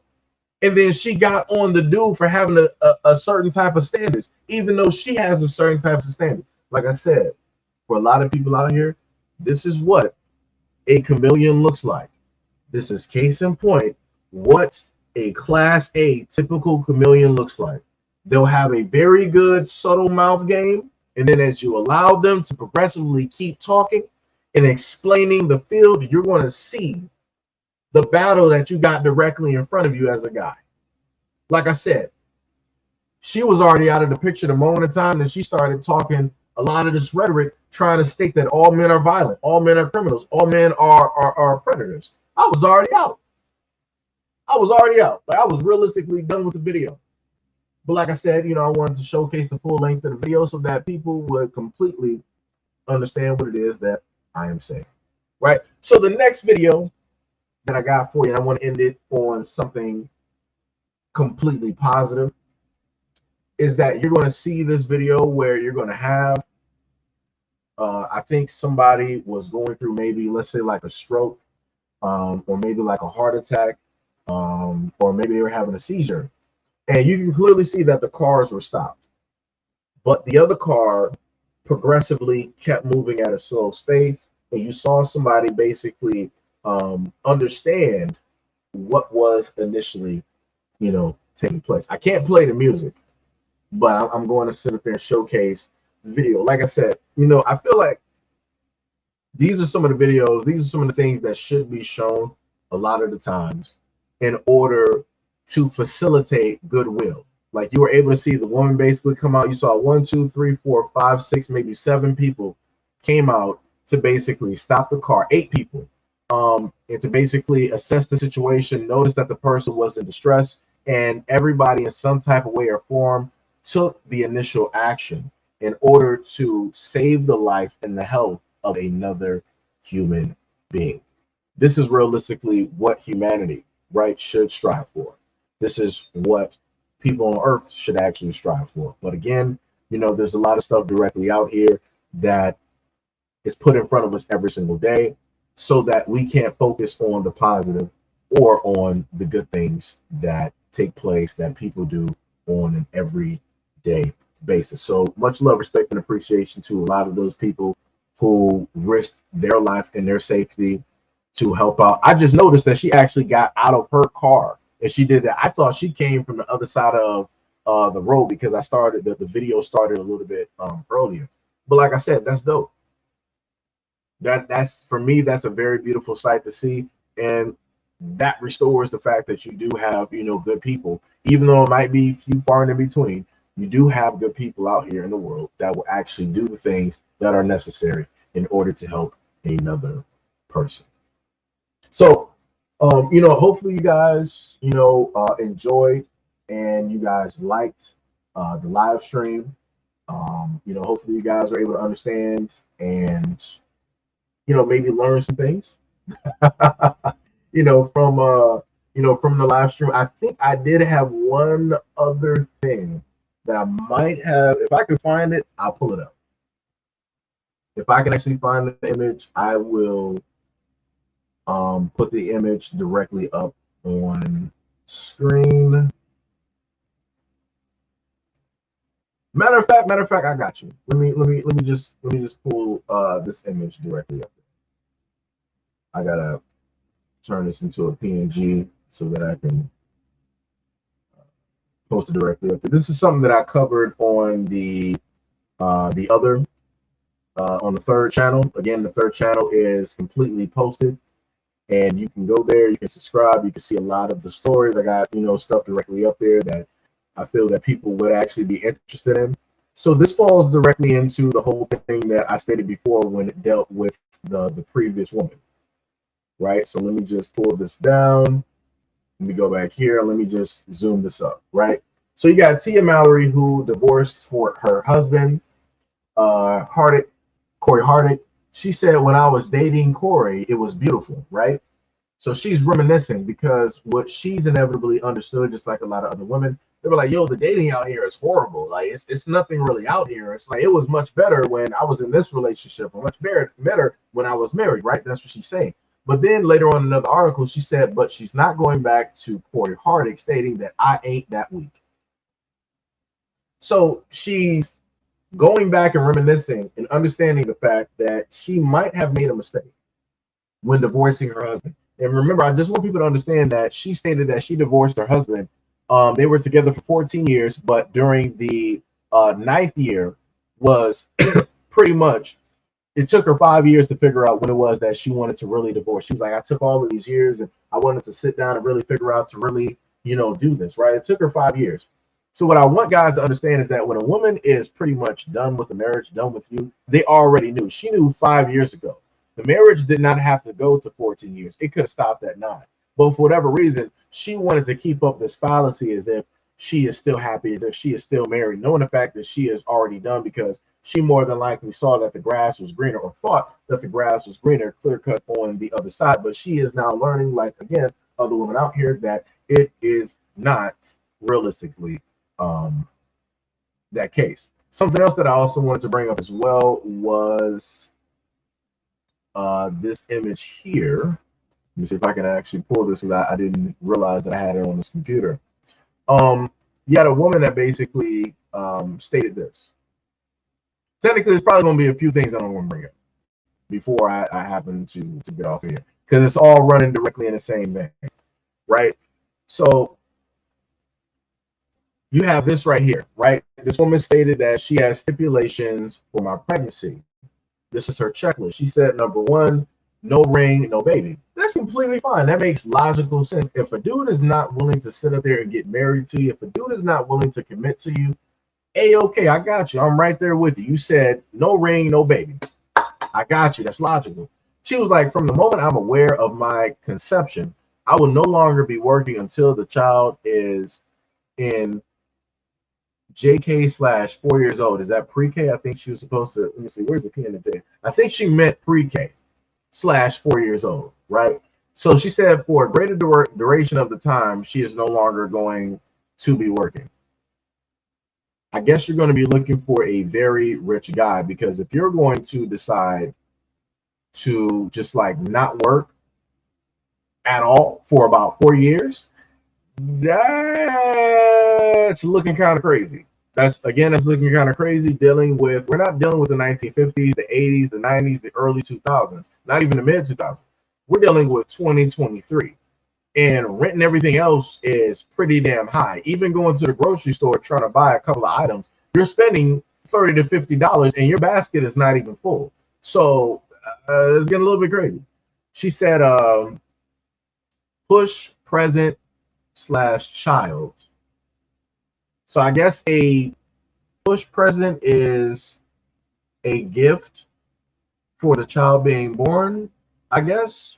If I'm to understand it, maybe somebody else can make me understand like what a push present / child is, so I can get the full concept of it. The other one, she said a doula and a night nurse. I understand the doula, because you're not trying to have your child at a hospital and go through all those things. You want to keep the placenta and you want to keep the stem cells and everything like that, which is your right to specifically do. I completely understand that. I am with that. Now, the night nurse, how long would the night nurse be there? Is she going to be there for like the 4 years? Like how long is that going to be specifically happening? And for a night nurse, I'm not sure how much that even costs for about like 4 years. I would have to look that up and get some numbers specifically on that. The other thing that was stated, that she said therapy sessions booked 6 months out postpartum. So you're stating that the guy needs to make therapy sessions for you. Okay. So my question is this. So after those 6 month sessions, right? So after those 6 months are basically done, all that it is paid for. Let's say that the postpartum, right, it didn't hit then, but it hit after those therapy sessions, because stuff has weird timing. So then what? So do we go back to, instead of it being 6 months, are we going to move the postpartum therapy sessions to like 6+ years? the guy is going to be paying for all of that. Is what, like, I'm trying to figure out how specifically, is that going to, work there. Number 3, she says surgery pre-booked if needed, breast lift and tummy tuck and etc. This is something that is specifically for you. This has nothing to do with the guy. You're trying to do this for yourself because this is more than likely something that you initially wanted to do. But now you're like, well, if I have a baby, now I have even more reason to do it. It's called working out. It's called eating right. It's called working out. Now, I'm not talking about the extenuating circumstances. And I'm going to say it like this. You got guys out here I've literally watched videos of, they've cataloged their journey. You got guys out here that were originally 300 plus pounds and they worked out for about 2+ years and they lost that weight.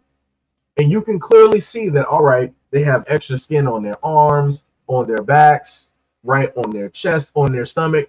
They obviously need the surgery because there is no bounce back for that. I completely get it, understand it. I'm listening there for an example because a lot of women want to sit up there and state that, oh, guys don't understand how women's bodies work after this or having a baby or weight.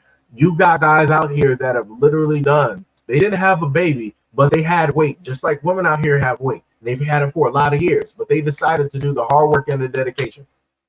They didn't come up with an excuse to just sit up there and get a surgery.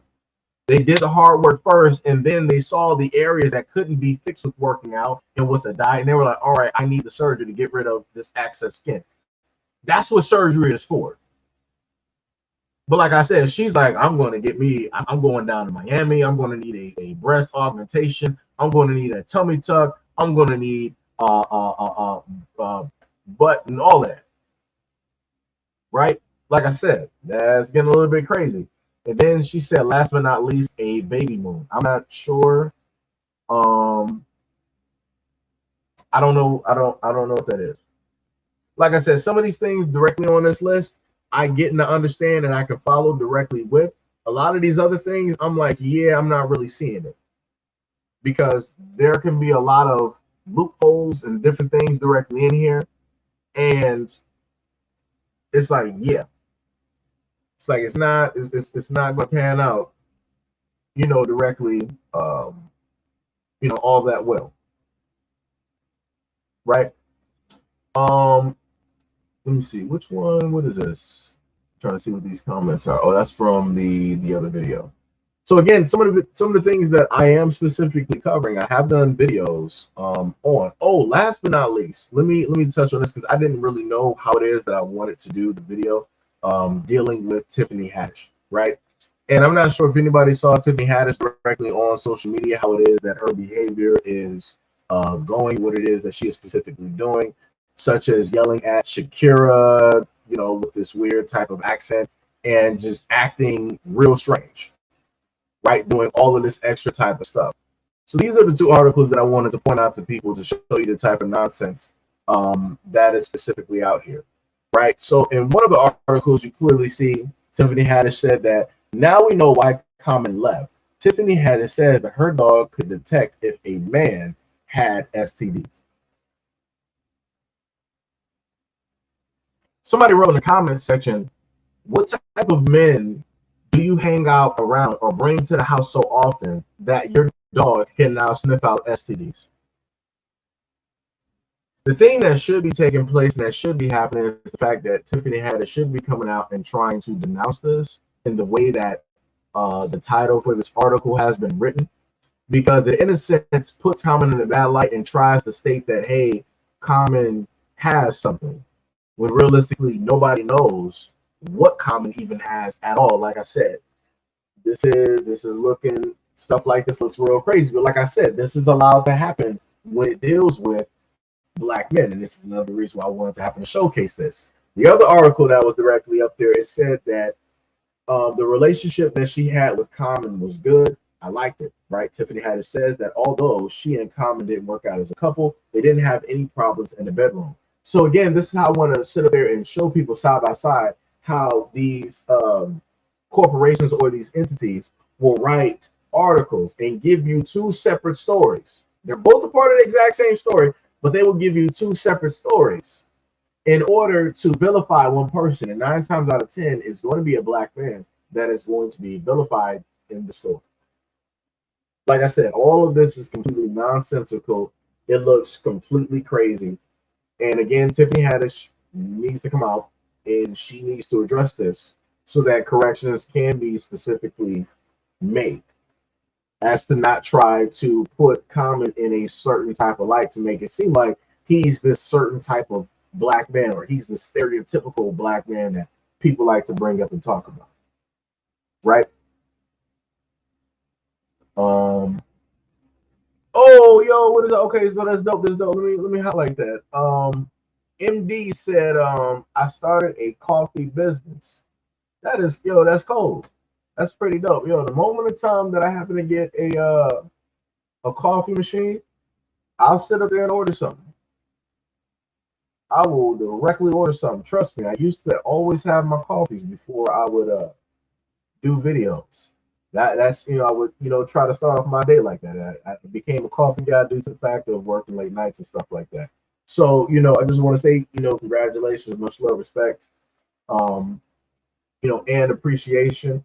MD, do you have me on IG? Because I was going to say, like, you can send me the link to your coffee business, and the next time that I do a live stream, I can make sure to, like, that'll be the first thing that I happen to bring up in the live stream, right? Because I don't want to really bring it up now because it's the last part of the live stream, and then you'll have pretty much nobody, if they replay it, they're not going to really make it to the end of the live stream. So I would rather your information be at the start. So if you can, go to my IG. You can find it directly up there, which is it's the same name as here, which is Seji Hito. Send me the link to, like, the website, so that the next time I do a live stream, I can just open up the live stream specifically with your website and putting that information directly up there, so that when people come directly to the live stream, that's the first thing that people see. They'll see the link, they'll see the website and everything like that.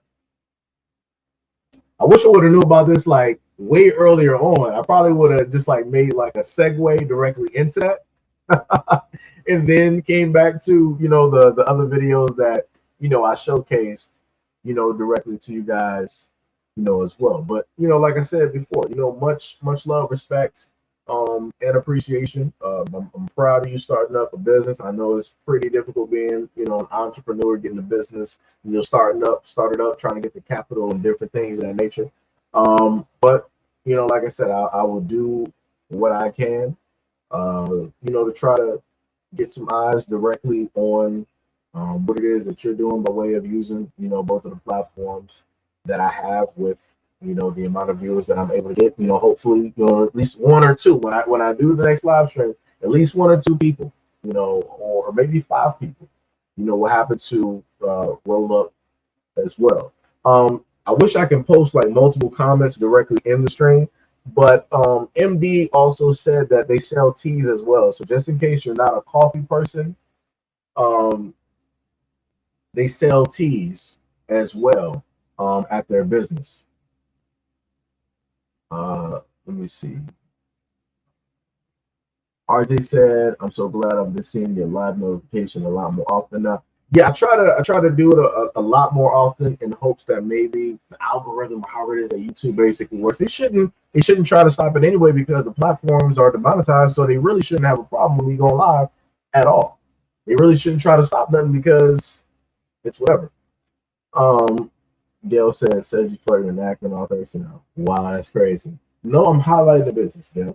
Like I said, I'm all about people making it, and trying to support businesses out here, people who are entrepreneurs and different things, like especially those of y'all who have came through and supported the channel. So I feel like this is my way of trying to give that directly back. So again, MD, check me out on IG. Send me a DM with all of the information, so that when I do the next live stream, I can just open up the live stream specifically with that and give that the correct time that it needs in order to specifically highlight it.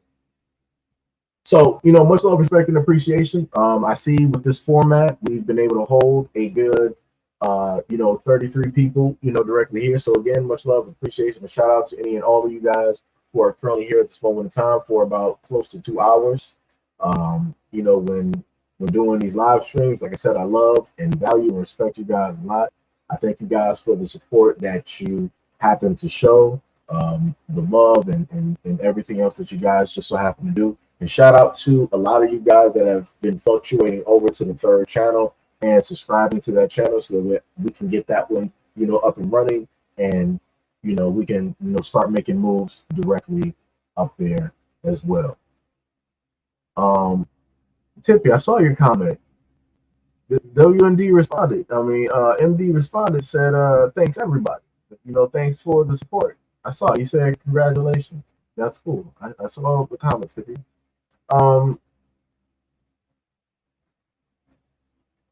You're talking about Baki the Grappler. I know what you're talking about, Tippy. You're talking about Baki the Grappler. I know the anime you're talking about. Baki the Grappler. Yes, Tippy, red hair. Yes. You're talking about Yojiro. I did scroll up more, Tippy. You're just typing very slow. Baki the Grappler. That's the name of the anime, Tippy.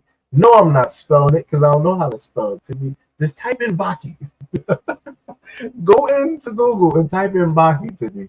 Better type that in. Trying to make me do all of this work. I've been sitting up here talking for 2 hours, woman.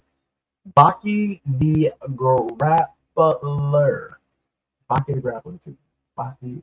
Thank you, RJ. Hold on, let me highlight this because RJ got it. Baki the Grappler. There you go, Tippy. There you go. Mr. Brand said, check the app if I can, if my phone don't magically act up on me, because it will do that. It's like I said, I got a 2017 phone, so it's a little bit tough out here.